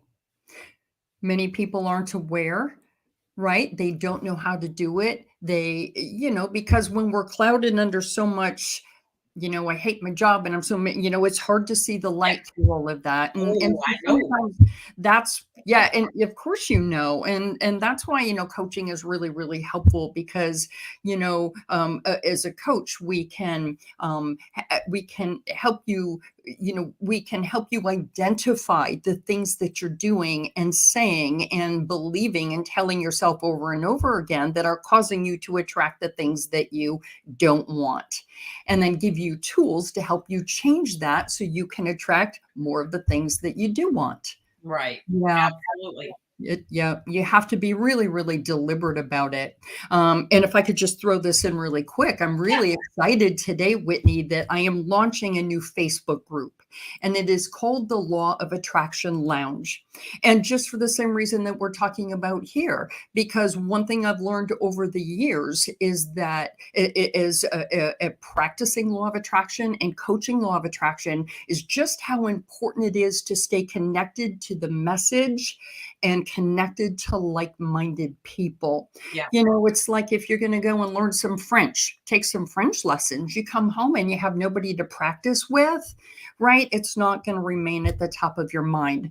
So in this Facebook group, we'll have, daily prompts to help remind us to be deliberate about our practice. So I would love everybody, write this down, the Law of Attraction Lounge with Jodi and Sheryl. It's one of my other friends, Sheryl. So come hang out with the high vibe people, because you have to remain connected to like-minded people to help remind you. Absolutely. So thanks for that.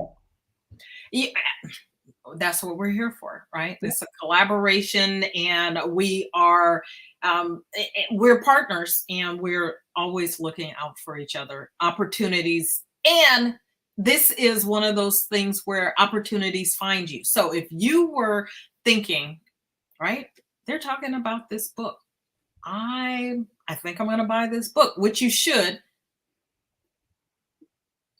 actiontakerspublishing.com/joy, actiontakerspublishing.com/joy. you should absolutely buy the book. You're thinking, I'm going to buy this book and I'm going to read the chapters and I'm going to be inspired. That's not enough. You can't just be inspired. You got to take action. Yeah. Right. And you need to surround yourself with people who will help you stay in a high vibrational state, who will help you challenge yourself to stay accountable to what it is you say that you want, right? To take the actions day by day. And it's a consistent thing. I was talking with Jennifer in the last section, and with Leah, the one before.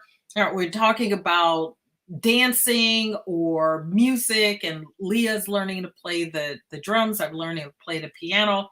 Right? You learning to dance. It's every day, right? A little bit every day makes a huge difference. And so being in a group of other people who are practicing the law of attraction and having prompts that help to keep you connected to that is going to be really huge. That's why you and I and two others have been in a mastermind group for so many years, because it helps us to remain accountable. So, yep, we're proof. We're proof. Absolutely. We're proof that it works, because here we are. So, what do you want? You know, from aside from the obvious, right? That people learn to apply the law of attraction in a way that it helps them in their work, bring joy to their work, to have the careers of their dreams. What do you want people to get specifically out of your chapter? Sort of the underlying message that's there. Okay, so just a couple of quick thoughts. Success is the result of doing things in a certain way. And what I loved about this book, not just my chapter, you don't just have inspiration here, you actually have the tools, how people did it. Specifically in my section, I have 3 different activities to help you gain clarity about what your ideal job would look like. And it doesn't have to apply just to your ideal job. It can apply to your ideal relationships, ideal vacation, ideal whatever. And so if success is a result of doing things in a certain way, first of all, you want to get clear about what it is that you want. What does that ideal job look like? And then you have to give it your attention, energy, and focus. And so those are some tools that I have 3 specific activities just in my chapter alone. And the other thing, Whitney, is that, you might not be in your ideal job now, right? Maybe you get those Sunday night blues. Maybe you are bored. You're not fulfilled in your job, but now's not a great time to go out and look for a job. So you might think. So when you go through some of the exercises, you want to find, and I know that this has been a reoccurring thing, is about finding those things that fulfill you or your values. And how can you bring more of those into your current job so that you are more fulfilled in the meantime? Because I think that would be really, really, really important. Yeah. Absolutely. Because one of the things that I get frequently is I can't leave my job. Yeah. I can't let go of this salary or whatever it is. Yeah, I support my kids. Yeah. And no one is saying that in order to have joy in your work, you have to leave your job. Right. Jodi just made the point. You don't have to leave your job. You bring the joy to your job. You figure out what are those things that bring you joy, that you're good at, that excite you. All right. How can you incorporate that into what you're currently doing? At the same time, right? Looking into your values and your priorities, asking if this is still the job for you, right? You took the job for a reason, right? We all, everything we do for a reason. Let's just be honest, right? We do it. We think there is a positive benefit. Sometimes that turns out to be the case. Sometimes maybe not so much, right? But we make the choices that we make for the most part because we are expecting to get something good out of it. Yeah. And so you took the job for a reason. Maybe that reason no longer applies, but it's comfortable. It's safe. You know what's there. You don't have to start from scratch, right? One of the reasons that I was tossing around when I was not such a happy camper was that if I got another job, I'd have to start all over again. Right. I'd have to prove myself all over again. And I kind of, one of the things that I did like about my job is where I was in terms of hierarchy and my ability to come and go as I please, right? To the freedom to do my job my way, right? And leaving would mean I'd have to start all over again. Here's the thing.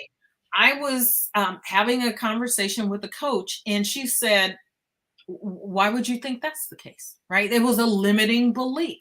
Why would you think that's the case? You got this job and they allow you. Why do you think you can't get another one? Right? Hundreds of thousands, millions of jobs. Why do you think you have the only job that would allow you some of the things that were working for you? And so I was like, I guess I don't know why, right? So I was talking myself into staying because there were some things that I did like about what I had, and I didn't want to give that up. And so here's the thing. If you are holding on so tightly to what you have, you don't give yourself opportunity to get something else that could be for you.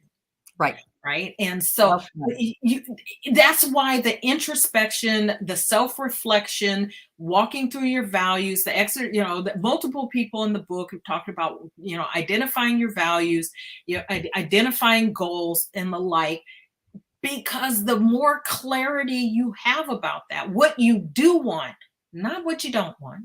Right. Yes, some knowledge of what you don't want, but focusing on what you do want, clarity of what that is, then you start seeing the opportunity, all right? Because they're probably in front of you right now, and you're not seeing them because you are blinded by, the focus of the negativity or what you don't have or what you don't want or whatever. Right. Very good point. Hey, in the couple of minutes that we have left, can we talk about my title, which is a little curious? You can talk about your title. Sure. All right. So the title of my chapter is Your Perfect Job is Looking for You Too. Now, people might be scratching their heads right now like, what? That's a little curious. What does that mean? Well, Whitney, I actually wrote my title. I came up with the title after I wrote the chapter. And it's all about a quote that I love that is on page 78 in the book. And it is a quote. I know you know this quote. The quote is by Howard Thurman. And it says, don't ask what the world needs. Ask what makes you come alive and go do it. Because what the world needs is more people who have come alive. Yeah. So you have these people out here who are searching for meaning and who are searching for a fulfilling job or career or business. And over here, you have that thing that makes you come alive. You've got that career that's looking for you. And then when you find each other, it's a match. And when you come alive, you know this as well as I know this, when you come alive, you are more joyful, you are happier, you're probably kinder and more patient, probably more loving and accepting, and you have more to give other people. So hence the title. What was the title? Your perfect job is looking for you too. Your perfect job is out there looking for you too, so that you can come alive. And so that's how did that make sense, Whitney? That made perfect sense. That made perfect sense. Explain it because people are like, really? How, where'd you come up with that? Well, I would have expected nothing less of you, but I know you. Yeah. See, I know you.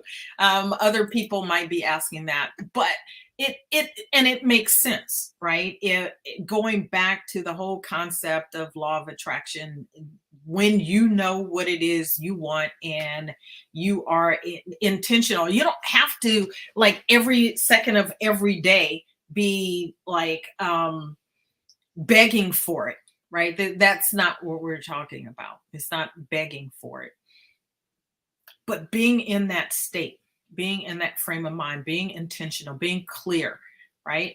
And so I think I've shared this with you. I have another mastermind group, and we have an exercise that we do every week. We manifest something as part of what we do in our group, and we manifest something every week.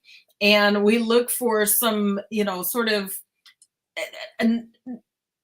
not common things, right? We'll take a twist on things and but random things. And it started with one of the members seeing, I want to say it was an orange Jeep or something, and she kept, she wanted one, and then she kept seeing it, right?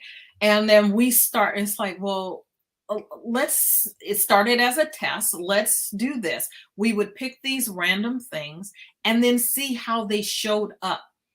And one week we had someone picked a frog, right? Some sort of frog. I'm watching television. I'll call it television. It was YouTube or something. And I'm sitting there and something popped, and all these frogs on TV just started jumping around the screen. And I'm sitting there and I look outside, and to the right of the television, I can see the waterfall for the pool. We have a frog that sits over the waterfall. And I was like, it didn't even dawn on me, right? And sometimes it is just as simple as that. It is there in front of you, waiting to be seen, waiting to be noticed. Yeah. The job is looking for you it's waiting for you, right, to realize that this is what you want and the opportunity is there for you. Right. A great example. So you mentioned to me one time $2 bills. I owed you money for something. I think I sent you a stack of $2 bills. Anyway, my experiment this week too was $2 bills, and I just found it. So I wish I knew that you were going to talk about it. I would show it here. But the whole I wish I had known I was talking about it. I would have brought out the $2 bills. I still have the $2 bills that you sent. But the whole point about what you're explaining, Whitney, is that, set your intention on something, and we're just practicing a little experiment, like find a frog, right? Pick something little, because we don't have any doubt and resistance around finding frogs. And so then you just have to be open and be looking for frogs, because they're going to be everywhere. So there's fun little experiments. Yeah. Going to be everywhere. Yep. And now everybody's going to find $2 bills and frogs as they go about it's the reticular activating system. It's like once you put it in there, then you're going. And the thing is, it's already there. It's already there. It's waiting for you. It's just waiting for you to realize. Yep. Right.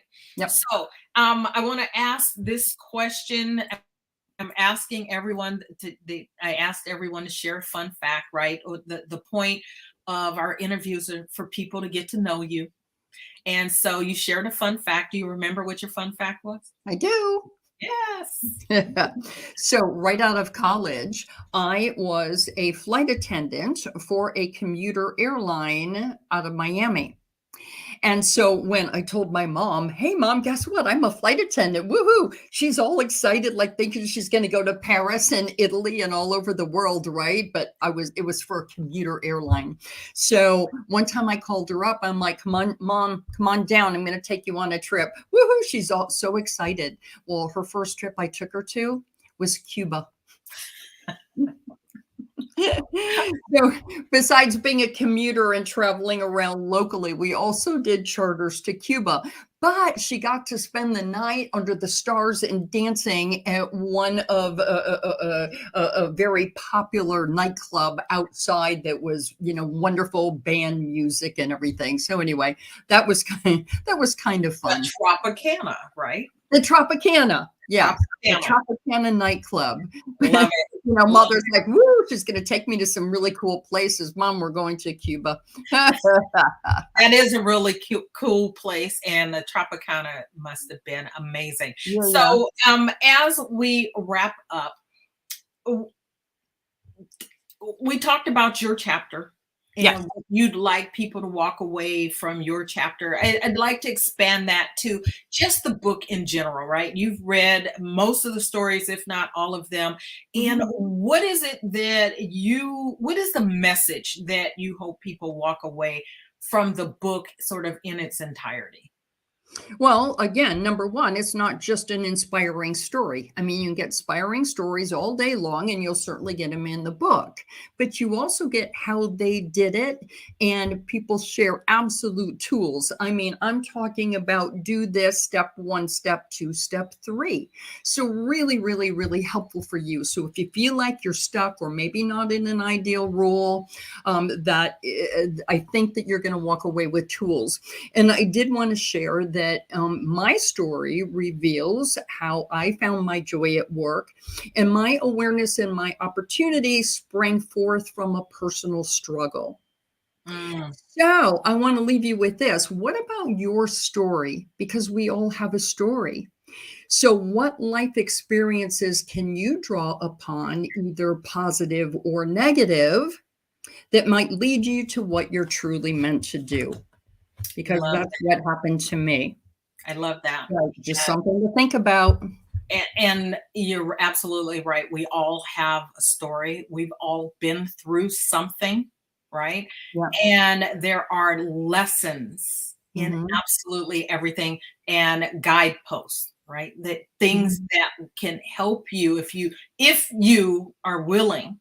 Yeah. If you are willing to look at those experiences and look for the lessons and say, what can I take from this? How can this serve me moving forward? How can this serve others moving forward? Yeah, right. Sure. You can take it. Absolutely. I am where I am because of the struggles that I've been through and the lessons that I've learned. So you're absolutely right, but you're always right. I don't know.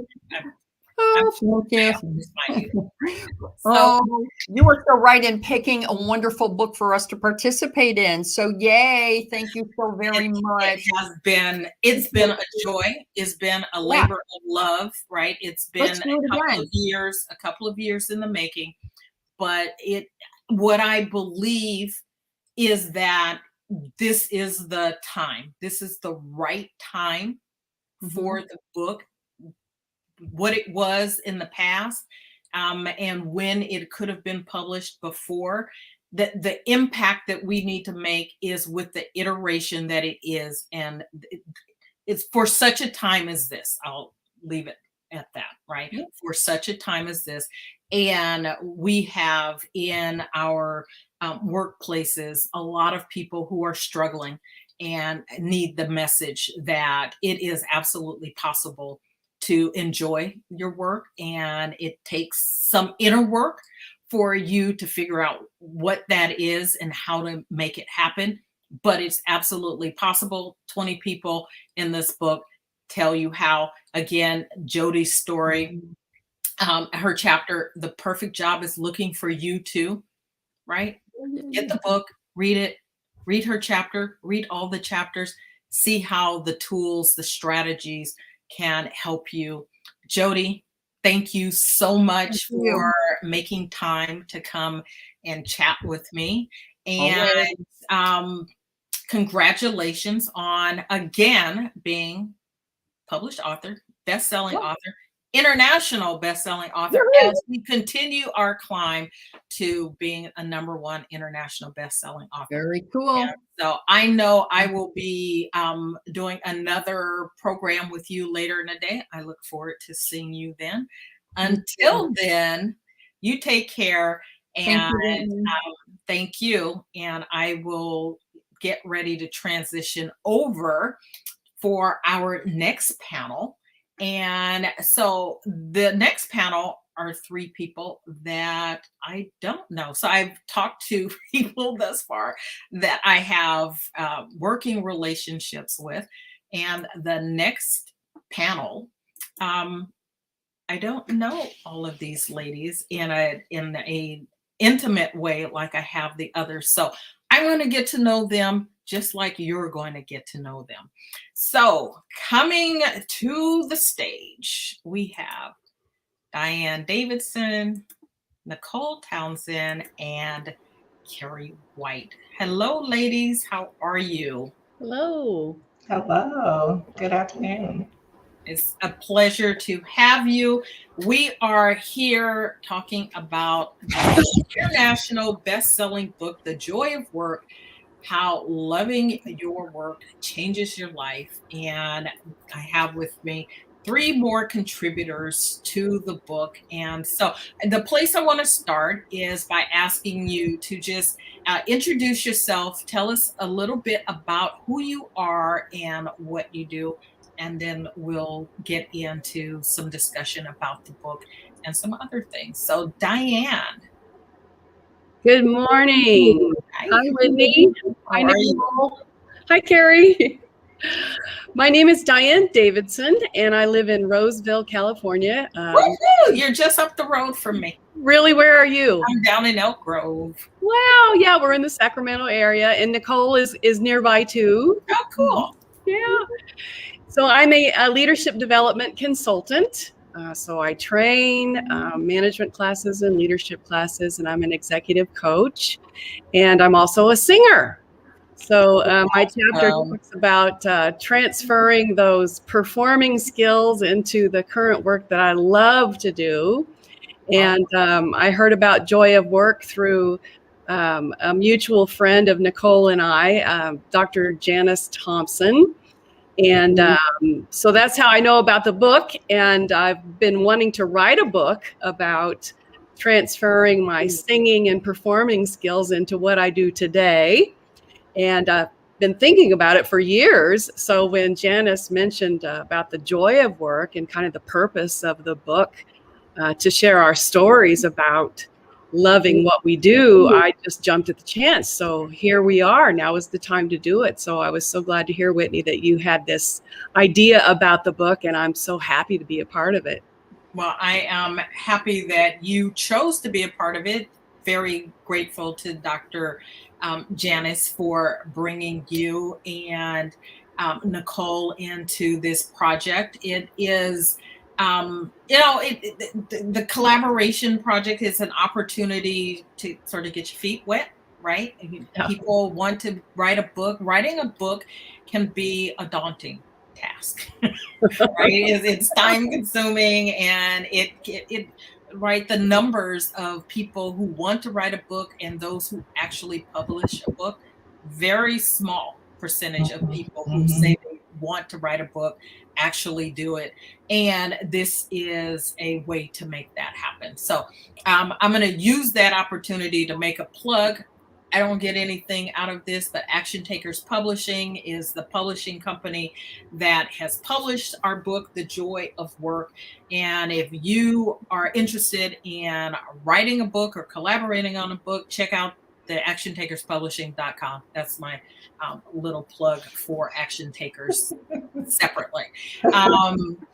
So I am going to go to Carrie. Carrie, share a little bit about who you are and what you do. Hello, everyone. So I'm so grateful to be here. I am Carrie White. I serve as CEO of Be Better HR, and the focus is to empower people and to enlighten organizations, because we all have to work. So we may as well get the most out of working and not hate our jobs and hate the work and, and stress over it. And I deal with a lot of high achievers who then that means that they typically have little work-life balance. They have a lot of overwhelm, a lot of stress and responsibilities. They have high-profile positions, and so it's hard to manage and juggle all of that and still, remember why you got started in that career path in the first place and why you enjoy or what you enjoyed about that particular company or that particular role that you have. So I try to help folks remember their why behind what they're doing, connect with that why, and then find strategies that help them lead, more fruitful, productive lives as they continue to climb the corporate ladder. Love that. I love that. We are like here. Right? Yes. And I think how we connected actually was through Steve Sambliss and the One Habit books and all of that. And so that's how I came to know about this opportunity. And what's really interesting to me is that I was having kind of this thought process myself about where's the joy in what I do. And so the timing of this book and the ability to talk about mindset, to me, it was a personal story, a personal journey, tools that I actually use in real life. And I just wanted to be able to share it with others. So I appreciate the opportunity. I love that. And you're absolutely right. So originally, I've alluded to this, originally this book was going to be published under the One Habit publishing company, had a different title, a slightly different focus, same sort of theme, but a different focus. And Carrie was a part of that project. That project did not move forward. And we had to, in the middle of the pandemic, like just about everybody else, right? We had to pivot. We had to make a shift, and Lynda with Action Takers Publishing approached me. I had done a One Habit book with her. She started her own publishing company, and she was like, I know that's not going to happen over there. We would love to publish this. And we got together and had to rework it. And again, I said this in an earlier interview, I think the timing is right. This is the right project with the right people at the right time. I believe that. I think the other project could have been amazing, but it didn't happen, right? Mm-hmm. And so we have to work with what is, and what is yes. We're here. I'm going to introduce or let Nicole introduce herself. And as you are doing that, I'm not ignoring you, but we have one other who's supposed to be joining us, and I need to provide the link so she can get on. So I am listening. I'm not ignoring you. Okay. If I look like I'm looking off somewhere else. I love you. I love you, Nicole. I do. Thank you. I love you too, because we had this opportunity to do this book, and very grateful for that. As Diane mentioned, our friend Dr. Janice Thompson really introduced us and invited us to join this collaboration book, and it was great timing, as you said earlier, for me as well. I am Nicole Townsend. I now am the owner of my own business. It's called Experience Counts, and it's focused on employee experience, which is a lot about how we create joy and connection for employees in the workplace, and doing that through culture and leadership development, communication, and really supporting managers so they can support their people. And in the end, everyone wins because you get positive business results. So joy is a part of the work that I do, attempting to bring that to my clients and their people. But also at the time I was invited to write this book, it was a year of reflection for me and my career. So the ride of a lifetime really focuses on all the twists and turns throughout my entire career, and really where I've landed today being the place that I'm supposed to be, given all the lessons I learned and ups and downs, and really appreciate the opportunity, Whitney, to be a part of the book. So thank you. Well, I am happy that you are a part of the book. You're very welcome. I want to thank you, right? You Dr. Janice could have said something, you could have told her to pound sand, but you didn't, right? And so you not only said yes, but you finished the chapter. Lots of people will say yes and they don't get started or they don't finish. So you are the few that have followed through, and now you are going to be rewarded with being, I'm trusting, #1 international best-selling author. And so, Carrie, you're already a published author, correct? Yes. International #1 best-selling author. And Nicole and Diane, this will be your first times? Yes. Awesome. Yes, Awesome. my first chapter in a book. I was a newspaper reporter, so I published in the news at the beginning of my career, but very exciting to do this, and it's something I've always wanted to do. Awesome. I'm glad that we were, between Jennifer and Dr. Janice and I, and Lynda and Sally, that we were able to make this vehicle available for people who have expertise in this area, experience. And I love you talked about, the experiences, learning the lessons that you learn. And this is our opportunity to share the lessons that we learn with others. So I'm going to bring Sheryl on so she can introduce herself, and then we're going to jump into our some of the other questions that I have for you ladies. So Sheryl, welcome. And we are just going through introductions. So if you'll introduce yourself, tell us a little bit about who you are and what you do, we would appreciate it.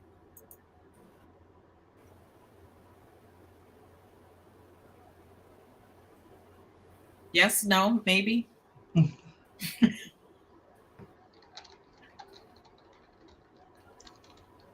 I see you. My screen is doing something really crazy. That's okay. I hear you.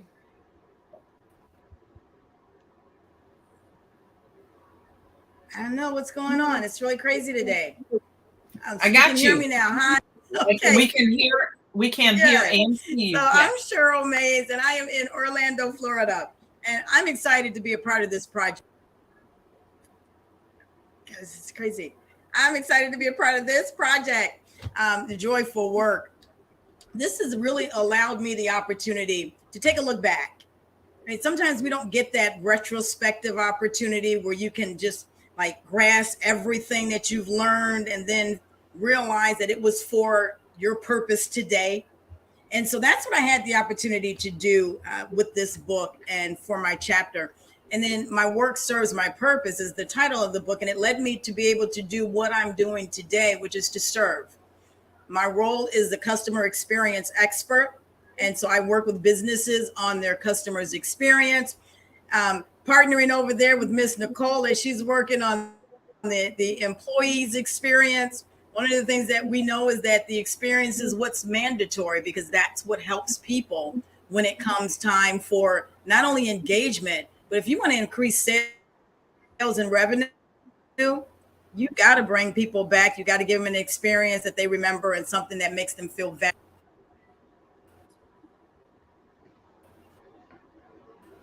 We are having, Sheryl's having technical difficulties. So Sheryl, I'm going to put you on pause for a second, and we are going to tap into a little bit more about what we are going to talk about in the book. So what I would like to know from each of you is, what is the overarching message that you would love for someone to take away from your particular chapter?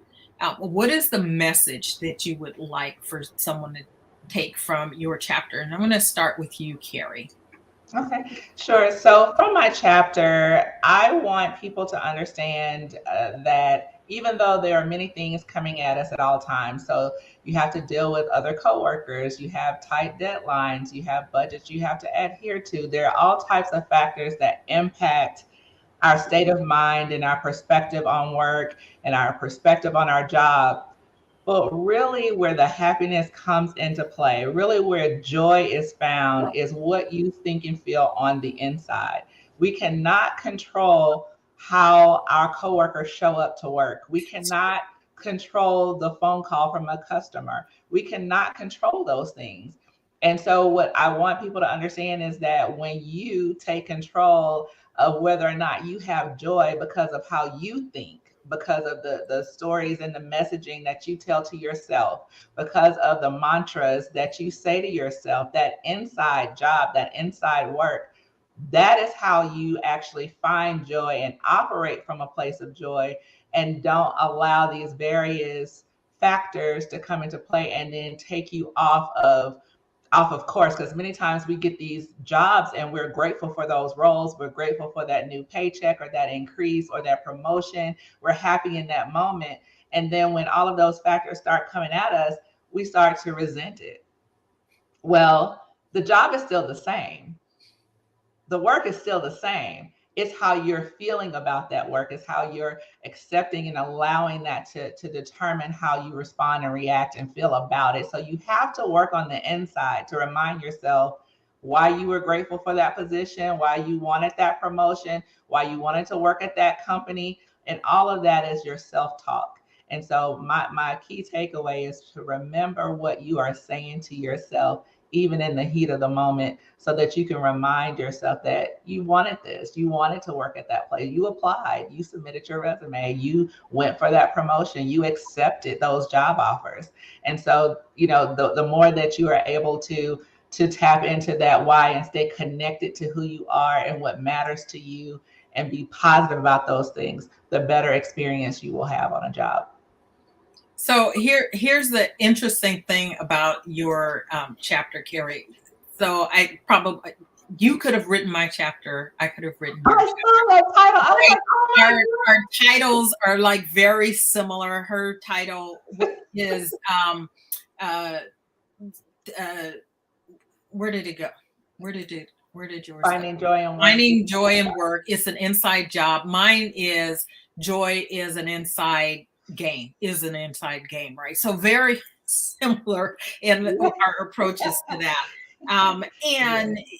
When you were talking, it just reminds me, and my story was, and I did exactly what you said, that I spent a great deal of time, for a period of time, like reiterating how unhappy I was, how miserable I was, how I felt like my soul was being sucked out of me in the work that I was doing.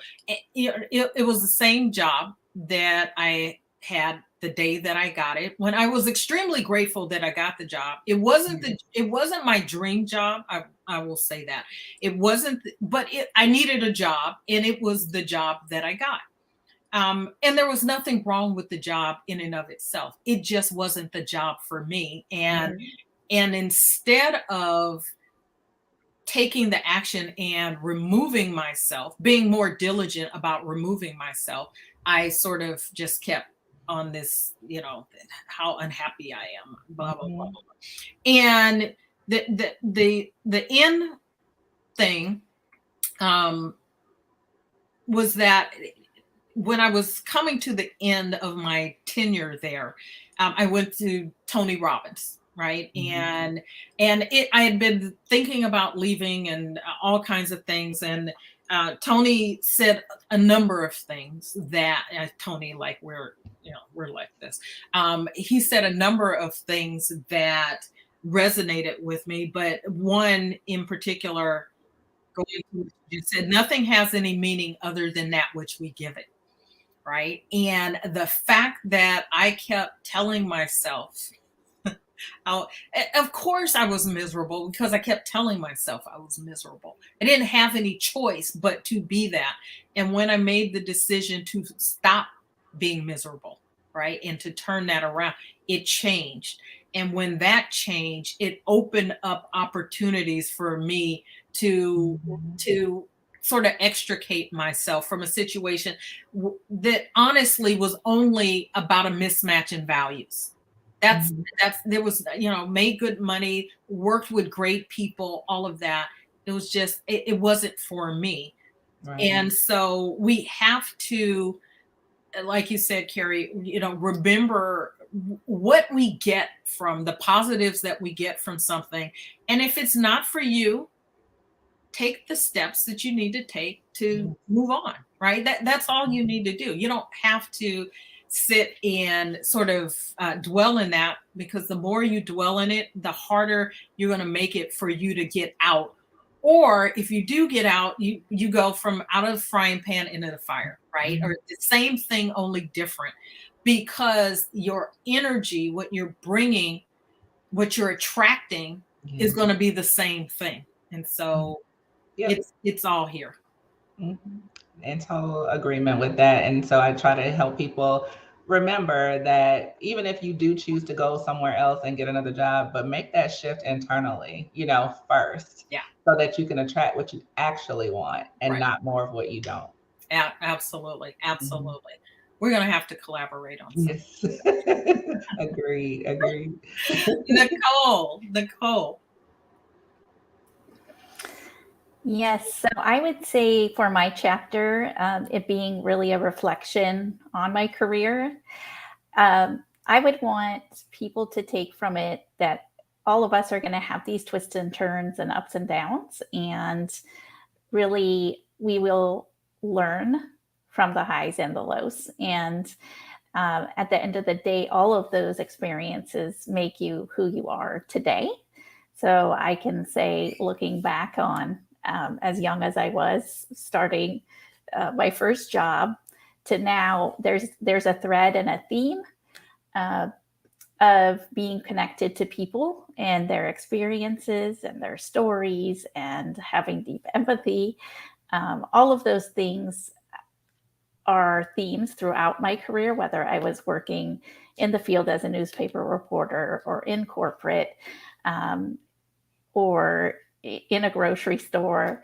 I think that you will pick up things along the way and along this ride of your career and even your life that you carry with you. And sometimes they're very hard experiences.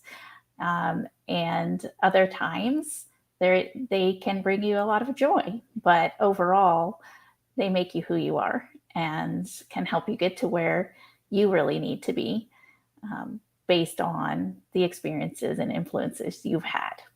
Absolutely. And I love that, right? Our experiences make us, and then we make our experiences. And so if we are not getting what we want, then it's incumbent upon us to make some changes. And so learning is key. And that is definitely a through line in the chapters in the book. So Thank you for that. Mm-hmm. Diane.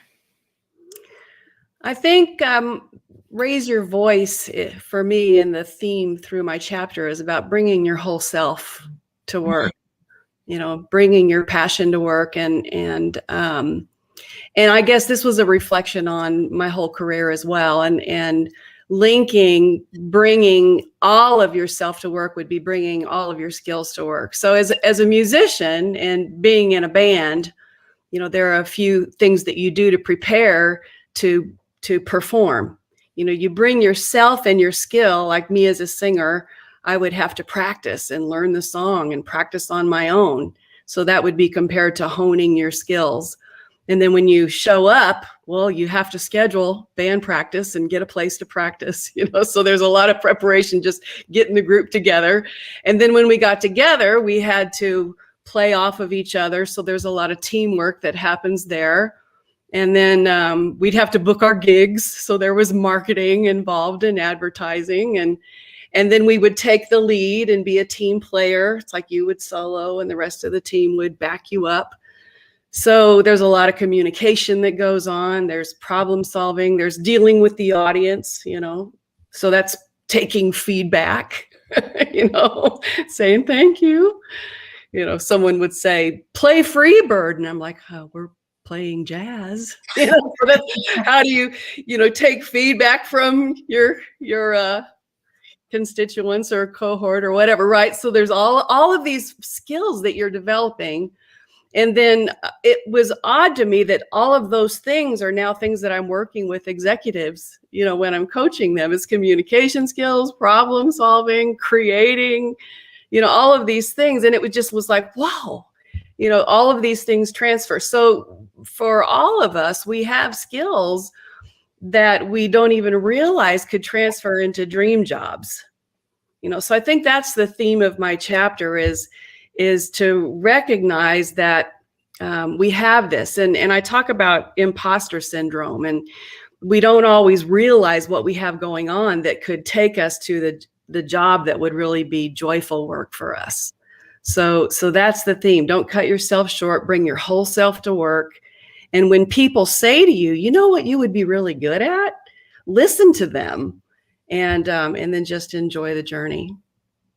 I love that. And this whole self piece, right? Bring all of your skills, your experience, everything that you have. And if it is not wanted or appreciated or needed there, right? It's an opportunity for curiosity. I'll just leave it at that. Curiosity. You don't have to do anything with it in particular, but you can get curious about that. And it's like, I can't bring my whole self for whatever reason. Get curious about that. Yeah. Awesome. Sheryl.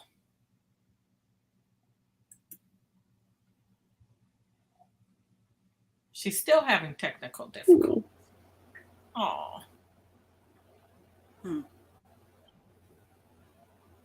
I've got 2 other sections. Maybe we can work it out if you're able to join us in one of the other 2 sections. I can't help you.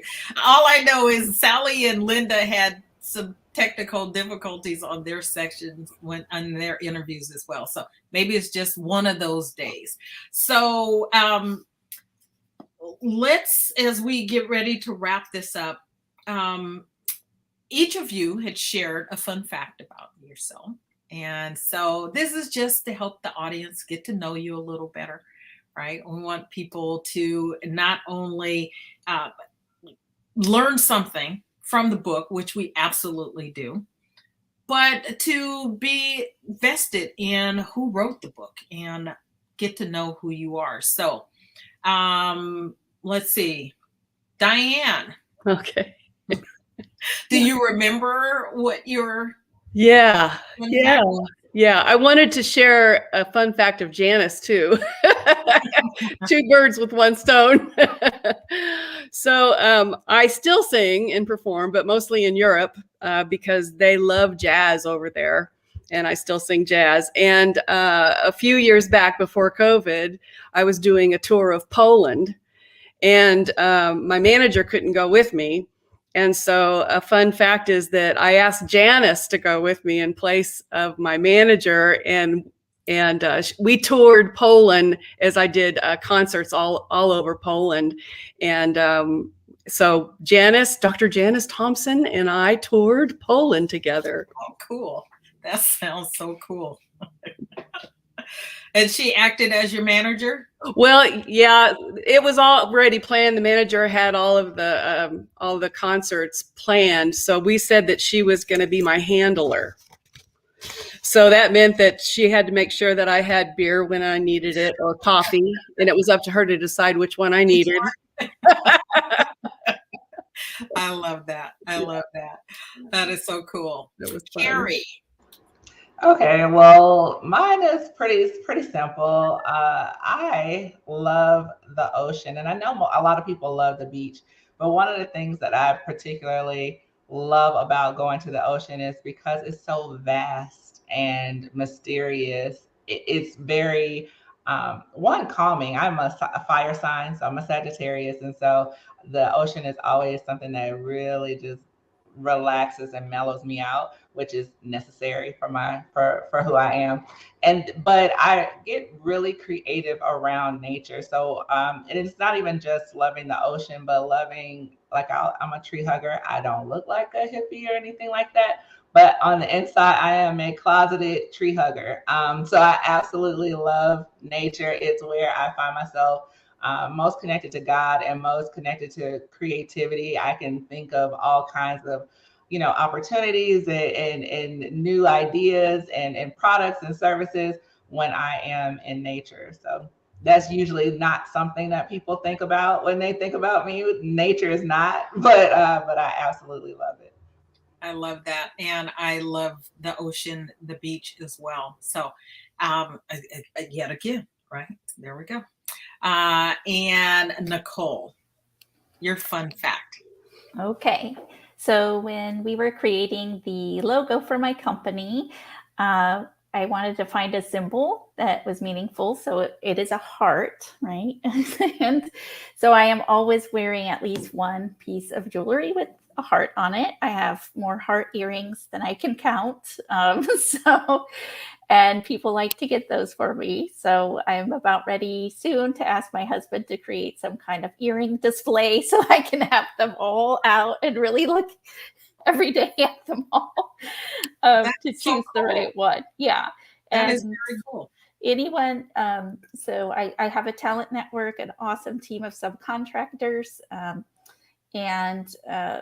So when one of them joined me more part-time, she also got a heart ring. So we have matching heart rings. So that is cool. And nothing like reminding one to be heart-centered or other people to be heart-centered around you. So That's amazing. So ladies, thank you so much for making the time to come and share a bit about who you are, what you do, your contribution to the book, The Joy of Work, right? The Joy of Work, international best sellers, all of you. So congratulations on that. If you have not already gotten your copy of The Joy of Work, you can get it at actiontakerspublishing.com/joy, actiontakerspublishing.com/joy. Also, there is an opportunity for you to get gifts as our thank you from some of the contributing authors. Get your gifts, get your copy of the book. The Kindle book is only $1.99. We ask you to go ahead and purchase that today. And then after you've gotten your Kindle version, if you want to buy a hard copy or paperback copy, please do so. So ladies, thank you so much. And I look forward to seeing an opportunity to work and collaborate with you all in the future. So have a great rest of your day. Thank you. You too. Bye-bye. Thanks. Bye.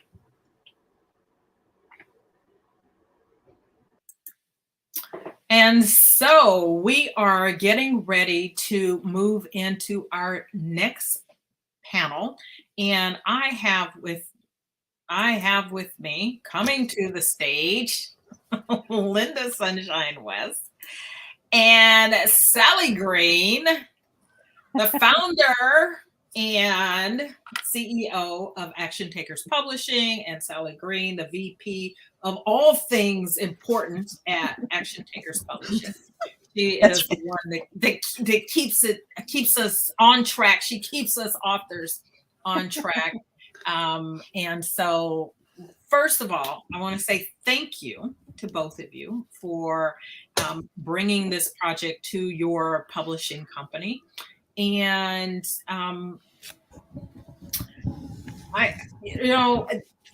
sticking, right? This didn't happen overnight. No. This does not happen overnight. This has been a couple of years in the making, I believe, at least a year and a half since Lynda reached out. And the idea originated 3 years ago somewhere else, and then at least a year and a half, almost 2 years with Action Takers Publishing. And you guys have been extremely gracious and patient. And as we've worked our way towards this, and then here we are today on launch day. Yes. With the book. And I've said this in the other interviews. I truly believe that the right people coming together at the right time this is for such a time as this, right? There are lots of things happening in our workplaces in the United States and around the world. And an injection of more joy is absolutely needed. And so we have the opportunity to make a huge impact in how people are showing up to work and how they're showing up in their lives. And you guys made this possible. So we're honored. We're honored. And I want to say something about that, because you think about it, 3 years ago is when the inception, right? The idea came to you and you approached, the publishing company about it, and then COVID hit, and then things got halted, and then, things happened. And so we stepped in. And really kind of thinking about it is, if we had launched it much earlier, it might have had a completely different impact. We don't know what that impact would have been, but it might not have had the same impact. Like, especially now, so many people are like, they're not wanting to go back into the office, and they're struggling with finding joy in their job. And so this book really helps you to see how you can find that joy in your work. So we're honored and blessed to be part of this, Whitnie. Absolutely. And more, and I will say, I will add on to creating the joy. There are a number of chapters in the book that, and I think all the chapters in general, but the journeys that we've all gone on, and how we've taken the time to reflect and be introspective about the history, our work histories, and looking for the through lines and the stuff that was there all along that maybe we weren't acknowledging or attaching ourselves to. And I know, Lynda, your chapter, and I'll give Sally a chance to have an opening thought, but Lynda, your chapter talks about, all of the jobs that you had, and you said something in an earlier interview, I think it was with Jodi, right? Of whether or not the job was looking for you. And I say, absolutely, job was looking for you, and you kept looking for something else until you and the job that's yours, this work that you're doing now, finally connected, right? But every single job you had, I'm going to hazard to guess, there's something that you took from that helps you in what you're doing now. So hold that thought. I'm going to give Sally a chance to sort of open up, and then you can launch on that, Lynda. Sally. Well, thank you. And one of the things I remember when you first came to us and we talked about doing this book together, and you said something that stuck with me throughout this whole process. You said, work isn't necessarily the thing you're getting paid for. Yeah. It's something that you do. And so when I was thinking about writing my chapter, it wasn't so much about the jobs that I had, but the things that I find throughout my day that I do that bring me joy, like maybe cleaning or teaching or, doing art. And so I wrote about all those different things because, and like Lynda said earlier, and Jodi, it is about finding that joy and going after it, even if it doesn't bring you joy, finding a way, putting the music on and dancing to it, even when you don't like doing it.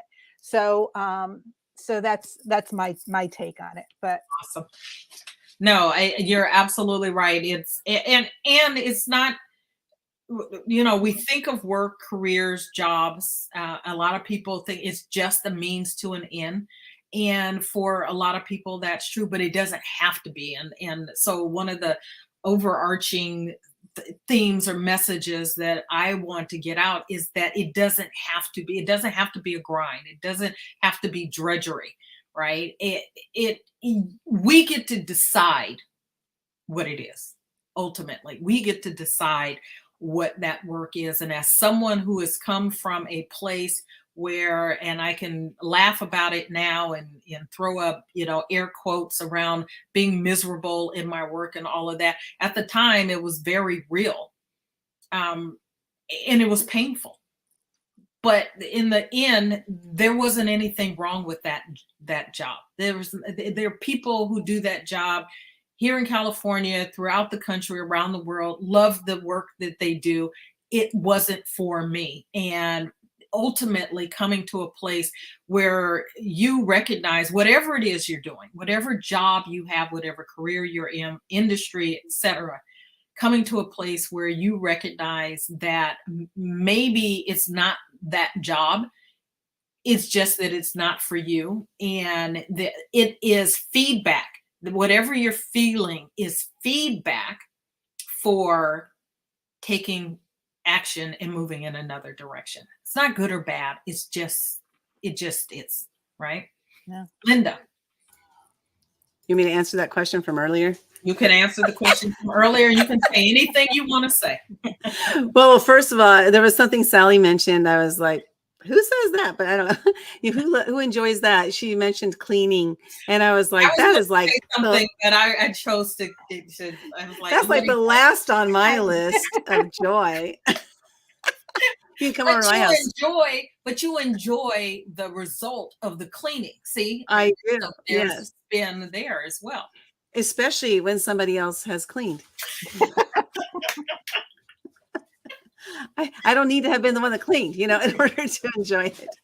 That's well, for sure. well, I'm going to just say something on that, because I've been cleaning for a very long time. I have a cleaning business, and so I find it very spiritual when I clean. There's something about the quietness and just picking stuff up, moving stuff, organizing things, putting things in the right place, and making sure that it looks good. My house is never like that, by the way, but I can go into your house and clean it. I can't clean mine. You're invited, Sally. You're invited. Come on. Yeah. You take a tour around. Yes. Well, so there was something you mentioned, Whitnie, about because I had 49 jobs in 36 years, a lot of jobs. And you said, I'm sure that there was something that you took away from every single job. And even if it was a job, for example, 1 year, I had eight jobs. So that's, 12 months, 8 jobs, and that's a lot of jobs. And sometimes it was something so simple as what I learned was who I don't want to work for. Yes. Because I took a lot on a lot of my jobs. And it was when I put my foot down and said, you know what, I'm not going to do this anymore. And one of my jobs lasted, I think it was 4 days. And I was like, this is not the place for me. I don't want to be around these people. And so, yeah, I always did take away something. It was just, sometimes it was a really great takeaway. For example, as you mentioned, the job that led to the job that led to the job, 49 jobs, the skills that I have today, a lot of those came from those jobs, like the organizational skills that it takes to run what we're doing here. Like I put together the system myself because I knew I needed to have an organization in order to, like currently I think we're launching 5 more books or something in the next couple of months. And then we're in the process of filling 11 books. So that's a total of, I don't even know how many authors. I know probably 200 authors that it's like herding cats. And if we didn't have a system in place, this would not run smoothly. Yeah. So that is a skill that I took away, from working in the legal field. I was a legal secretary for 20 years in 7 different jobs. I worked for a judge but all of those skills that I took away, I needed in order to do what I'm doing today. So they all did help. I just didn't know it at the time. No, I think that's really important is, that we talked about this in the last panel segment, right? Every experience is a learning experience if we are willing to look for the lessons in it. And when we can take those lessons and then apply it in here, the next thing, right? And then you continue to grow and take the lessons. It puts you in a position where you can move closer and closer to what actually brings you joy. You need to find out what brings you joy, what your values are, what's important to you, what would it take in order for you to have a job that brings you joy? Do you have to let go of a mindset that that's not possible? Right? There's some people who just, their response is, yeah, that's that. Just I only work because I have to. Right. And so there are probably some people who work because they have to, but really being productive, having a purpose, showing up, having a why is important to who we are as human beings. And so a lot of people will say, if I didn't have to work, I wouldn't work. And I used to be one of those people. I don't have to work and I am working.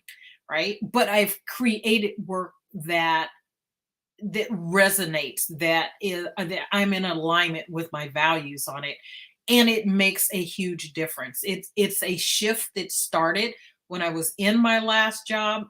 I would say when I made that shift, it opened opportunities and possibilities that I hadn't really thought of before. One of which was what I'm doing now, because my husband said, you should work for yourself. When I was in the height of being unhappy, he was like, you should, be an entrepreneur. And it's like, yeah, I don't want to do that. I don't want to do that. Right. And I kept sort of trudging along in what I was doing. And when I finally said, you know what, I need to rethink this because this isn't working for me. And the opportunities and the possibilities and all the potentiality and what I could be and what I could do and who I could impact, all that started to open up. And so the more we do that, the better off we are. And for me, that's sort of the essence of what all 20 chapters are about in this book, right? Is the different ways that everyone has tapped into the potential of who they are and what they could do. And joy then becomes a part of that. Yeah, definitely. I wanted to bring up something of that. It's like my husband, he just got home from work. He's 78 years old and he goes to his job and he absolutely loves that job. When he comes home, I ask him, how was your day at work? And what do you say? Excellent. I don't know if you guys could hear him, but yeah, excellent, or it was great. And he just loves that job. And he works at a grocery store, pushing carts and bagging groceries, and that's not like he's had his career. He's had that, but now he wanted to find something that he could do that would be physical at age 78. He wants to keep his body moving. So he wanted to find something that could keep him physical, could keep him, talking to people, because he is a really great talker. And so it's really fills him up, when he's able to go to that job and be able to do it. And some people say, you're too old to be working still. As some people said that to him. And he said, but I can work. And so he's doing it because he can. Yeah. And he wants to, so it doesn't matter what the job is. It matters like how it's fulfilling us. And that's exactly what this book is talking about, is finding that fulfillment in whatever the work is that we're doing. Absolutely. And so I say you love your work, do the work you love, or love the work you do, right? You can come at it both ways. And if you can't get there, then it's time to make a plan to do something else, right? And so life is just way too short to spend a third of your life or more, whatever the hours add up to, because some people are beyond a third of their day working, right?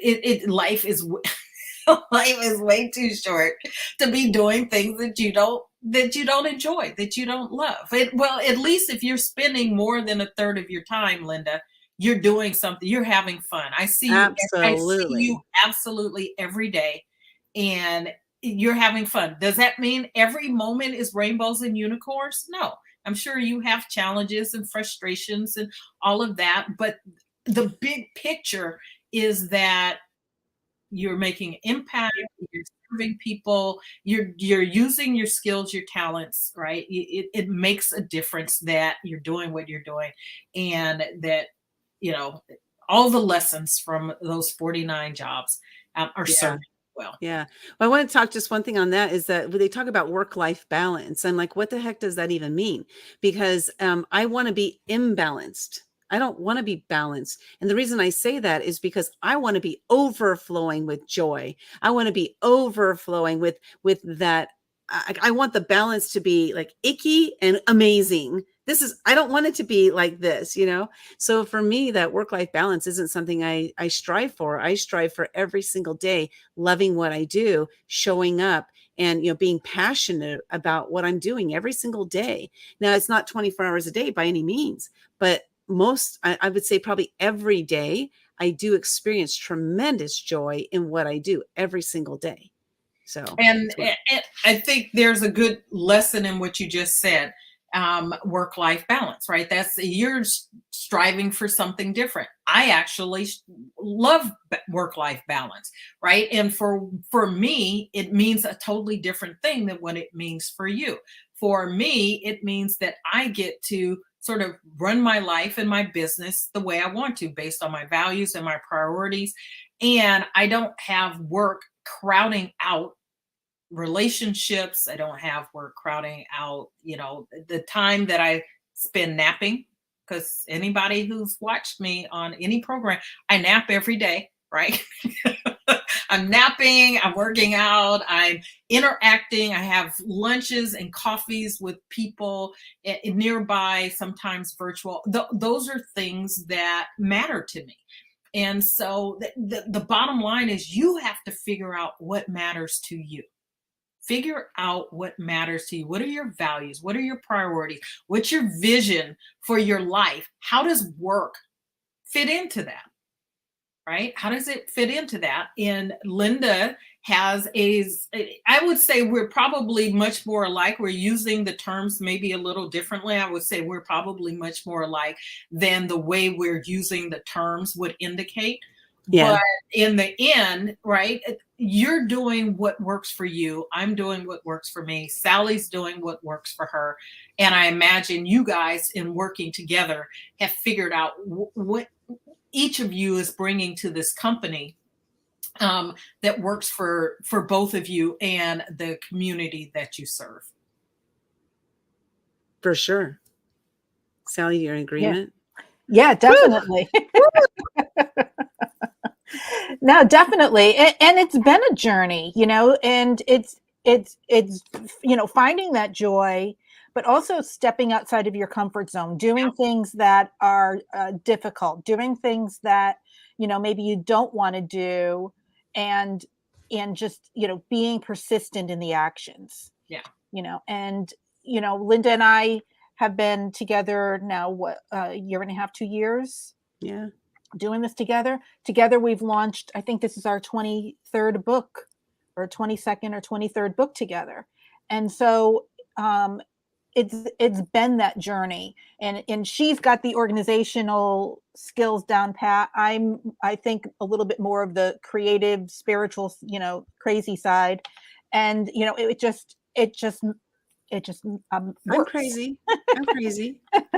The magic is there's a synchronicity, right? There's a symbiotic relationship between you that works, and that too is a part of joy. We have a couple of chapters in the book. The authors have talked about connection and network, right? And the way we connect and build relationship with others.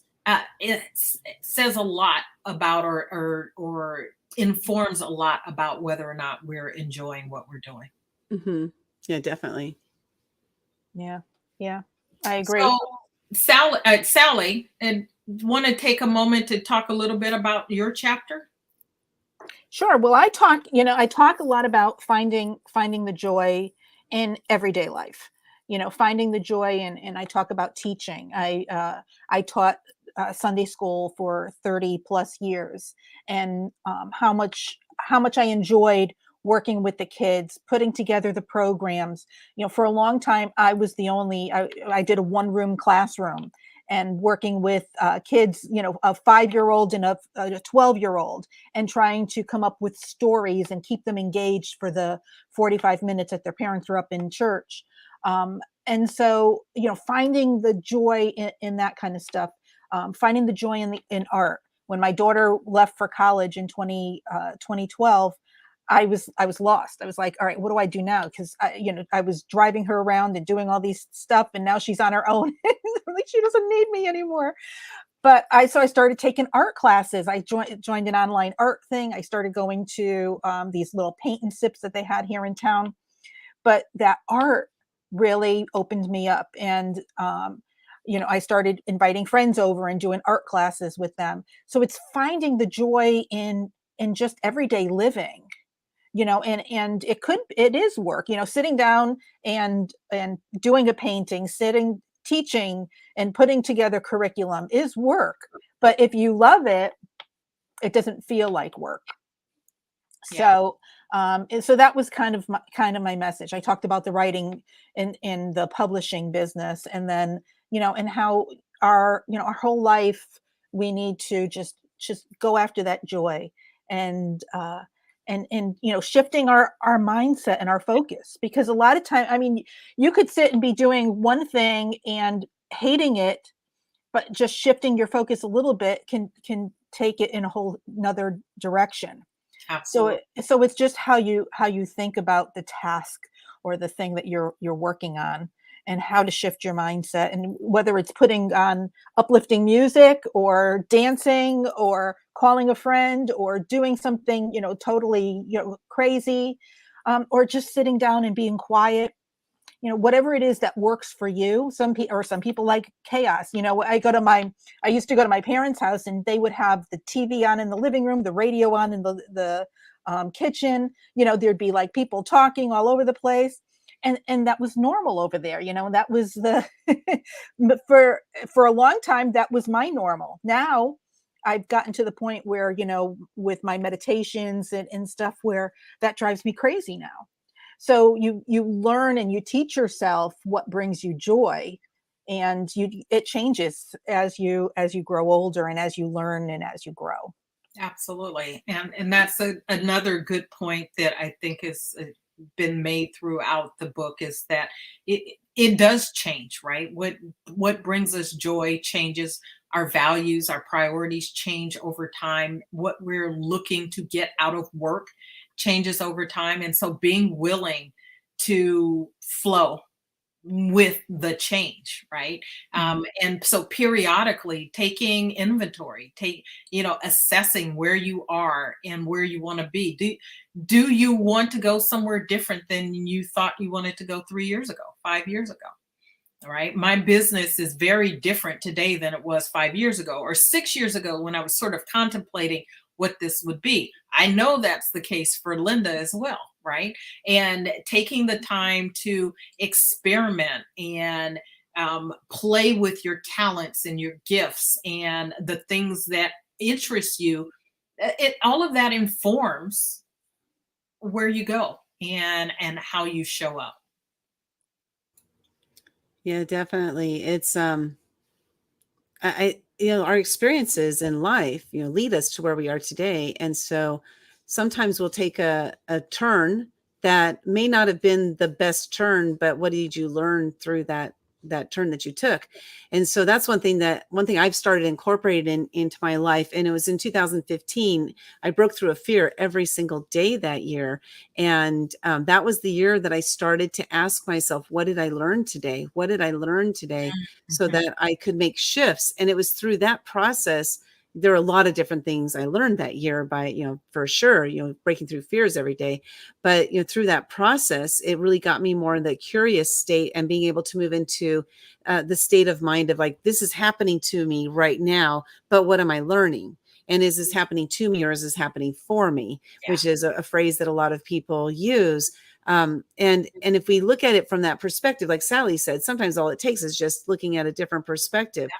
I went through a period of time, I started entrepreneurship at age 51, and about 4 years into it, I had to go back to a job. I had to make a decision, and the decision was homelessness or a job. I mean, that really was the decision, because I wasn't doing well in the business. And I was like, oh, I'd rather have homelessness. And my husband's like, I wouldn't. And I said, okay. So I opted for a job, and I went back to work. And while it wasn't a pleasant experience, it wasn't something I talked about a lot. It was not because I was hiding it. It's just I didn't want to talk about it. It wasn't something I wanted to talk about at all to myself even, but it was something I did make the best of it while I was there. Fortunately for me, it was 4 days before COVID that I started the job. So 4 days after COVID, I was working from home anyway, Yeah, but it's, just again, those decisions. And I came across a decision that I had to make, and I had to decide what I was going to do with that decision. And then how am I going to navigate it? Well, I didn't enjoy it. I enjoyed other parts of my life, which were, finishing work and then coming back to my business, which is where my true joy is, in the work aspect. I love that. I love that. So, ladies, as we wrap up our time together, I know time flies, right? Yes.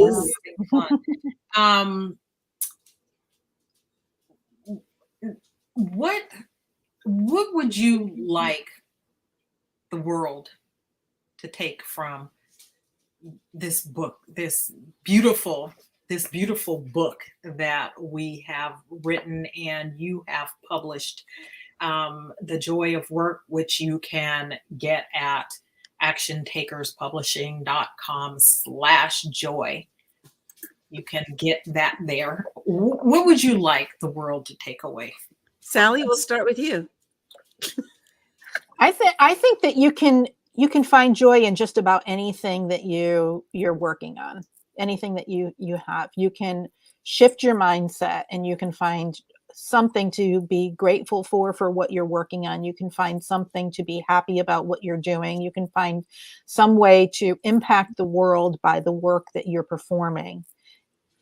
If you think about it hard enough, I think a lot of times we lose our imagination as we get older, and we don't see the impact that our work is making on the world and on others. But it does, no matter what you're doing, it's impacting somebody. So just being aware of that and stepping back and finding those little pieces of joy in just everyday life. I love that. Yeah, one thing I would say is, if you're not experiencing joy, because it is something that we experience throughout our body, if you're not experiencing, ask yourself, what do I need to do differently in order to experience joy? Because oftentimes when we ask ourselves a question, an answer will come up. And so just if oh my God, I hate this situation, ask yourself, what do I need to do in order to change this situation so that I will enjoy it? And so it might not happen overnight. It might not happen instantaneously, but it might. And it might take a year or two down the line, but get yourself headed that way. So that way you can move yourself into that state of joy, which we were talking about earlier, is that it's really a state of mind that we're experiencing, So if you can move yourself into that state of mind, which is a state of joy, then you have empowered yourself with the information that you need to do in order to get there, and then go for it and just make it happen. Take action, y'all. Because nothing happens without action. Be an action taker. That's right. I love that. I love that. Yes. Thank you, Facebook user. I wish we knew who that was. That's the challenge with the all of them. groups. It's all of them. Okay. It's all of them. Yeah, I'll end on this, and this flows from something Sally said. Reminds me of a situation I had a few years back in a church that I was serving in, and they were doing a rebrand of volunteers to like community partners, right? And the pastor that I was working under was talking about the struggle of getting volunteers or these partners to come in and serve in the children's ministries. And he said the way he reframed, people were like, I don't want to come and babysit other people's children at church. And he's like, you're not babysitting other people's children. You're shaping little lives. Mm-hmm. Right. And that, what you said, Sally, is like reframing the way we're looking at what we're doing can make a huge difference. It's when I think about when I, talked as a customer service representative at whatever company, if they're in a bad space, right, then inevitably the way they interact with me puts me in a bad space, and I have to be intentional about not letting them take me there, right? And then trying to turn that around. So we all have the power, as Glinda the Good Witch would say. We've had the power all along, and it's and she said it's Gabby. Oh, hi, Gabby. We all have the power and the ability to turn it around, and we just have to decide that that's what we want to do. And it's the same with joy. If you want joy in your work, decide that you're going to show up joy filled. You're going to spread joy. You're going to do the things that you need to do to bring joy into that place, and then you'll find that joy will be reciprocated. So remember, Whitney, I got the power. You got it. I got the power. Amen. Amen. I love that song. So, with that, I want to thank you both again for being here, for the interview, for interviewing me earlier, for publishing the book, for your patience, your grace, everything that you pour into not just this book, but all your books and your authors. Continue to do the amazing work that you're doing. And it's 5 billion people, right? 5 million, yeah. 5 million. 5 million. 5 million. You're well on your way. Yes. We're 422. Get the book, actiontakerspublishing.com/joy, actiontakerspublishing.com/joy.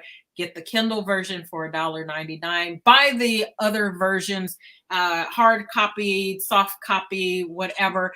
And don't forget to get your gifts from the authors while you're at actiontakerspublishing.com/joy. So Thank you, Whitney. Thank you, Whitney. And I see Robin's got the power too. That's right, Robin. We've got our one more segment coming up. Thanks, ladies.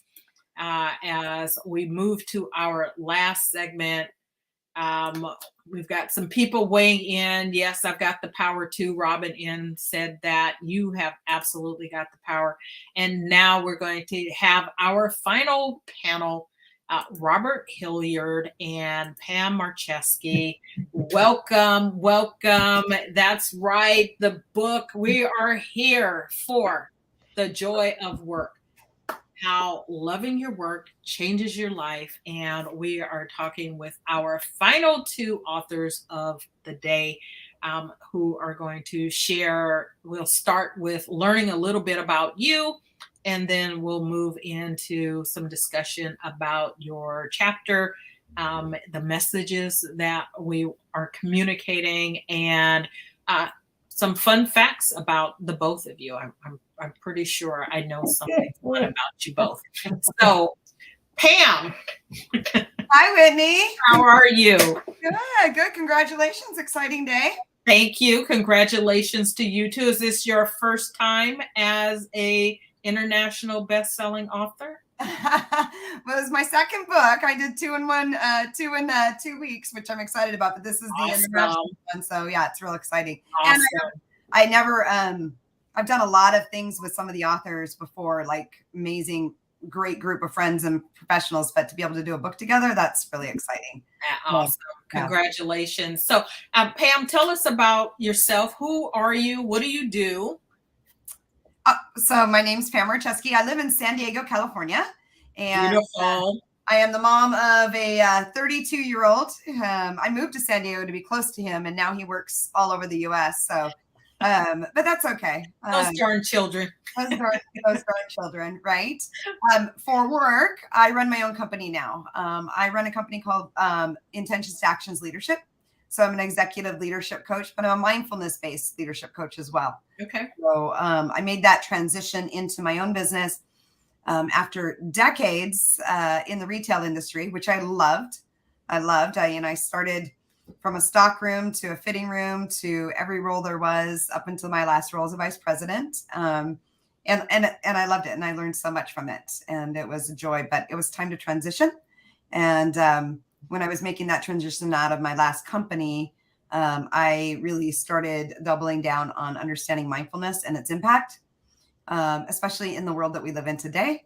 And that's when I spent a year going to UCSD and getting certified in the program. Oh, awesome. Well, congratulations on that as well. And we're going to circle back around to you and talk a bit about your chapter. Robert, you are... I am. I'm a leadership development coach. I focus on leadership presence and building effective teams. And I have a wonderful partnership with Whitnie Wiley, who you may know. And we do all things organizational development as well. Awesome. Awesome. Since we're throwing out plugs, we have a show on Thursdays, LinkedIn Live called The State of Leadership, Simple and Beyond. And we are there talking all things leadership. I didn't do it for that reason, but why not? Why not? We're here. It's our platform. We can do what we want. So, Pam, your chapter is Peas Wrapped in an E. Tell us about what you have going on in your chapter. 3 P's. It's 3 P's wrapped in 3 P's. 3 P's. Okay. So I'm a bad typist. No, that's good. That's good. But it's not one P. I'll fix that. 3 P's wrapped in an E. Yeah. So, well, I don't know. Robert and I could probably tell each other's story maybe because this is like we were co-partners earlier too. So I love this. 3 P's wrapped in an E really came down to purpose, people, play, but it takes effort. You know, in the world that we live in today, I think oftentimes we spend a lot of time talking about what we expect an organization might be giving to us, but really these things are really internal. And so in the chapter, I talk about things that 6 years as a Taco Bell guru, and how I had to find purpose in that. And really, how I came to the chapter is I did, and it sounds heavy, I did days of sitting with death contemplation meditation, which is a really powerful meditation and kind of quite beautiful. I think in the West, people shy away from the conversation. But the reality is it's quite a shame because it helps you honor each and every day. So when you sit with that and really think about, and I use kind of the question of who am I at work when I die? And really sitting with that, like, what is that? Right. And it wasn't about title and it wasn't about money. Those are important though, and I talk about that in the chapter. I was a single mom raising a boy since he was 4. So I'm not here saying that those things aren't important, but they're not who you are.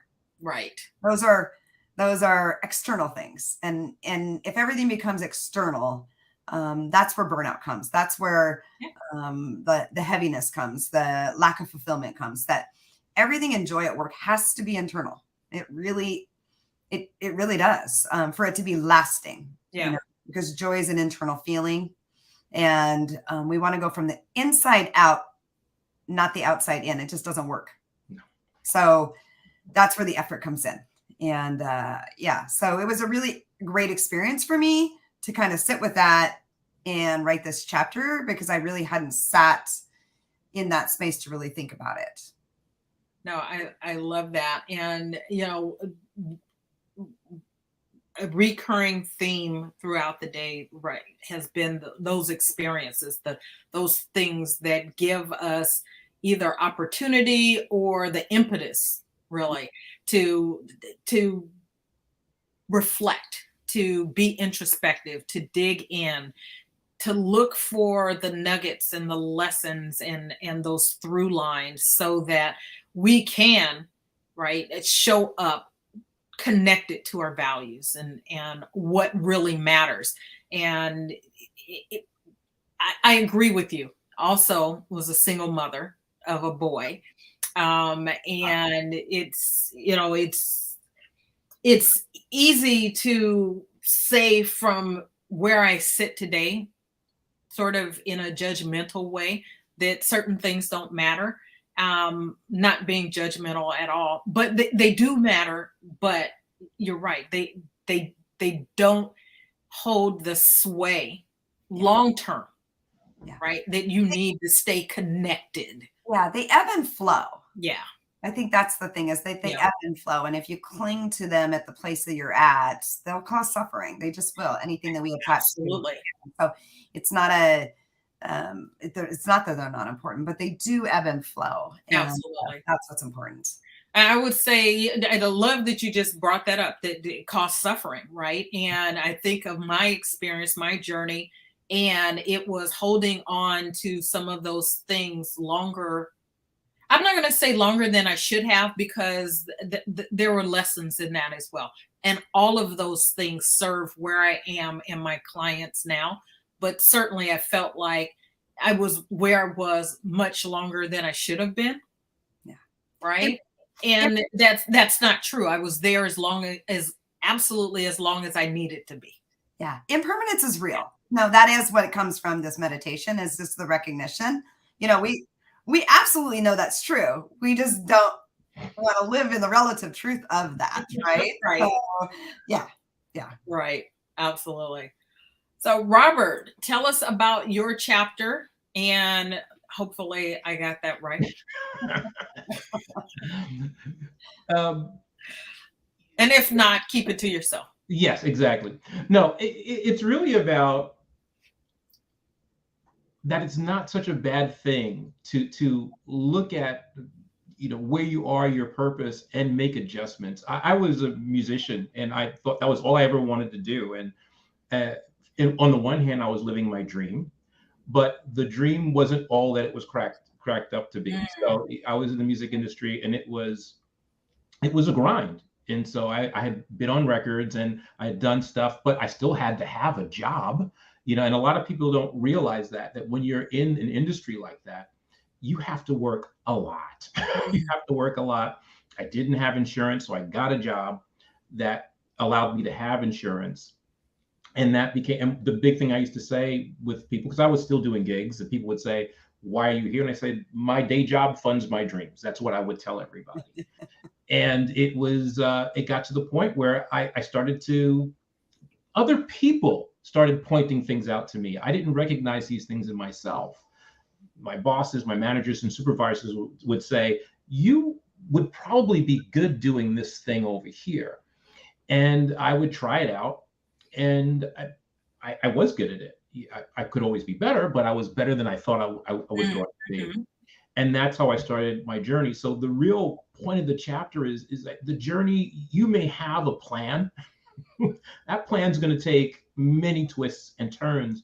And when you're on those twists and turns, it's not necessarily a bad thing. Right. It may be an opportunity for you to look at your plan and say, "Hey, you know, maybe I should reevaluate." And that's what I had to do. You know, that's such a good point, because, you know, we all work with clients, right? Clients, organizations, individuals, and success, life is not linear, right? It's not a straight line from here to there. And accepting that obstacles are the way is hugely important. You know, embracing that concept. And if you can't embrace that concept, at least accept that it is so, right? That the obstacles are going to happen, but that's all they are. They're just obstacles, and they're not fatal unless you make them so, right?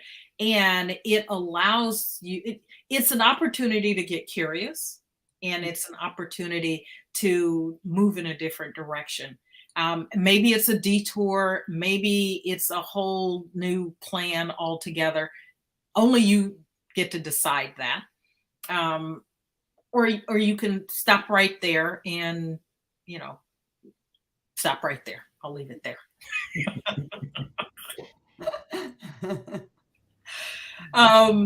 So you've written, tell me how you came to write the chapter in the book. What's the connection to the book? How did you come to this? And if your answer is Whitney, why did you decide, in spite of knowing Whitney, why did you actually decide to write the chapter? I'll let Pam go first. Because he's going to think about, well, Whitney, I'm already on to you, Robert. So. I really decided, because I tremendously trust, and one of my dear friends, Dr. Thompson, Janice Thompson, really encouraged me to. So, and then other people that were writing chapters were people that I had met in a professional organization, Leadership California, and through the people that were part of a group that I had been guiding in meditation. And so they were really close in my life. And they were doing it. And so I was like, of course, why not? Why can't we? Right. So it was a really full time when I was writing this chapter. But it was still, it was a powerful experience. So I'm glad I did it. And Janice is always so good about, she's one of the best at pushing us and encouraging us to take on some new things and opportunities. So I love that about her. And so I trust her. So you've written another book. So, and is that a solo book, or is that a? Yeah. It's called In My Own Words, and it's a mindful journey. So we just put it out actually 2 weeks before. There's a lot of like, why would you do it at the same time? Why not? Let's just start there. So why not? Both have been in the works for some time, but In My Own Words is really, while it's my words, it's really a journey. So I speak in a lot of quips and quotes, like 3 P's wrapped in an E, hold it light, all of those. And I've heard for years, like, you're a Post-it note in my head and you need to put it in a book. So we kind of did. So we took the quotes and really led to a journey.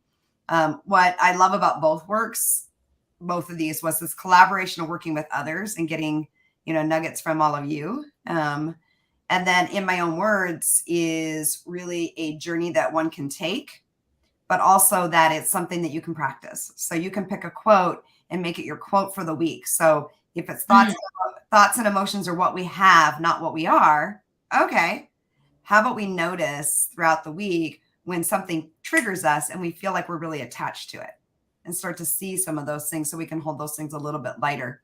So it's really meant for people. Yes, you can read it cover to cover, and there's a great video to go with it. But it really is, how do you put it to practice? I call it a dip a toe in the water of living a mindful life. I love that. And I am in the middle of my own mindfulness training journey. So we'll see how that shakes out. Oh, good for you. Good for you. I'd love to hear about it. I'd love to hear about it. Yeah, good for you. Well, Why are you in this book? That I got involved in this because I was involved in another project with you, and then something happened and we ended up coming over the Action Takers. But as far as writing the chapter, I was trying to think of what I was going to write. And you know me, I'm a pretty private person. So I was trying to figure out what parts of my life would be relevant to the chapter. And as you know, I've had many things that I started over here, but ended up over here and didn't know how I ended up over here. And so I wanted to go back and look at that. And part of it was, how I met you, that's kind of woven in there, and how I ended up in the career, because that's how I met you, right? I started doing OD, and then I decided, well, I might as well get, my master's degree in this. And then I went into school much later in life. I'm not going to say how old I was, but much later. You're younger than me. Okay. And then I went and got my master's degree. And then right before that, I had gotten certified as a coach. So it was stringing all of these things together, all these different events. And I was like, well, maybe this journey will have some relevance to other people. And the real, I guess, overarching theme is that, where you are is probably not where you're going to end up, right? You're not going to end up in the same spot. So you might as well learn stuff on the way. Enjoy the journey as much as you can. We were talking about this in our show, and I said, I've loved every job I've had. I didn't always love where I was doing that job, right? or the people there. Mostly the people I worked with were fantastic. It was the leadership that was the issue.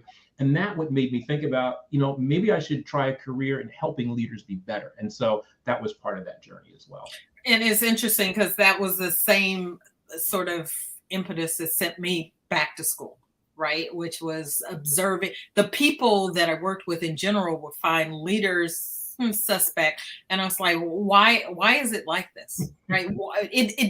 This doesn't seem to me to be that difficult. And therefore, why is it like this? But it absolutely is those things that send us down a path, one thing after the other. And I always describe my work journey as very circuitous, right? And twists and turns. And what's really interesting is that with some modification, have ended up at a place that I thought I wanted to be 20 something years ago. Right. But I didn't know how to do what I wanted to do then. And all the experiences since then have developed me to a place where now I have what I needed then, which I didn't have, right? I didn't have experience. I didn't have stories. I did all the things. And all those pieces have come together, gelled together to create this moment in time, which is very much like how I feel about the book. All right. You mentioned, I think I mentioned earlier that this book was going to be something else originally. It was with a different publisher, had a different title, a slightly different approach to the same concept. Yep. That didn't happen. And life created an opportunity for us to pivot and do it differently. And I feel like this is its perfect time. The right 20 people have come together to be a part of the project. Action Takers Publishing was the right vehicle for this. And here we are. And so as we wrap up our time together, one, I want to say thank you, both of you. Thank you. Congratulations to both of you. It's a huge accomplishment to write a book, to contribute to a book, to have the book published, to be a bestseller, to be an international bestseller, to be a #1 international bestseller, which I am trusting at some point today, Lynda's going to announce that we have become.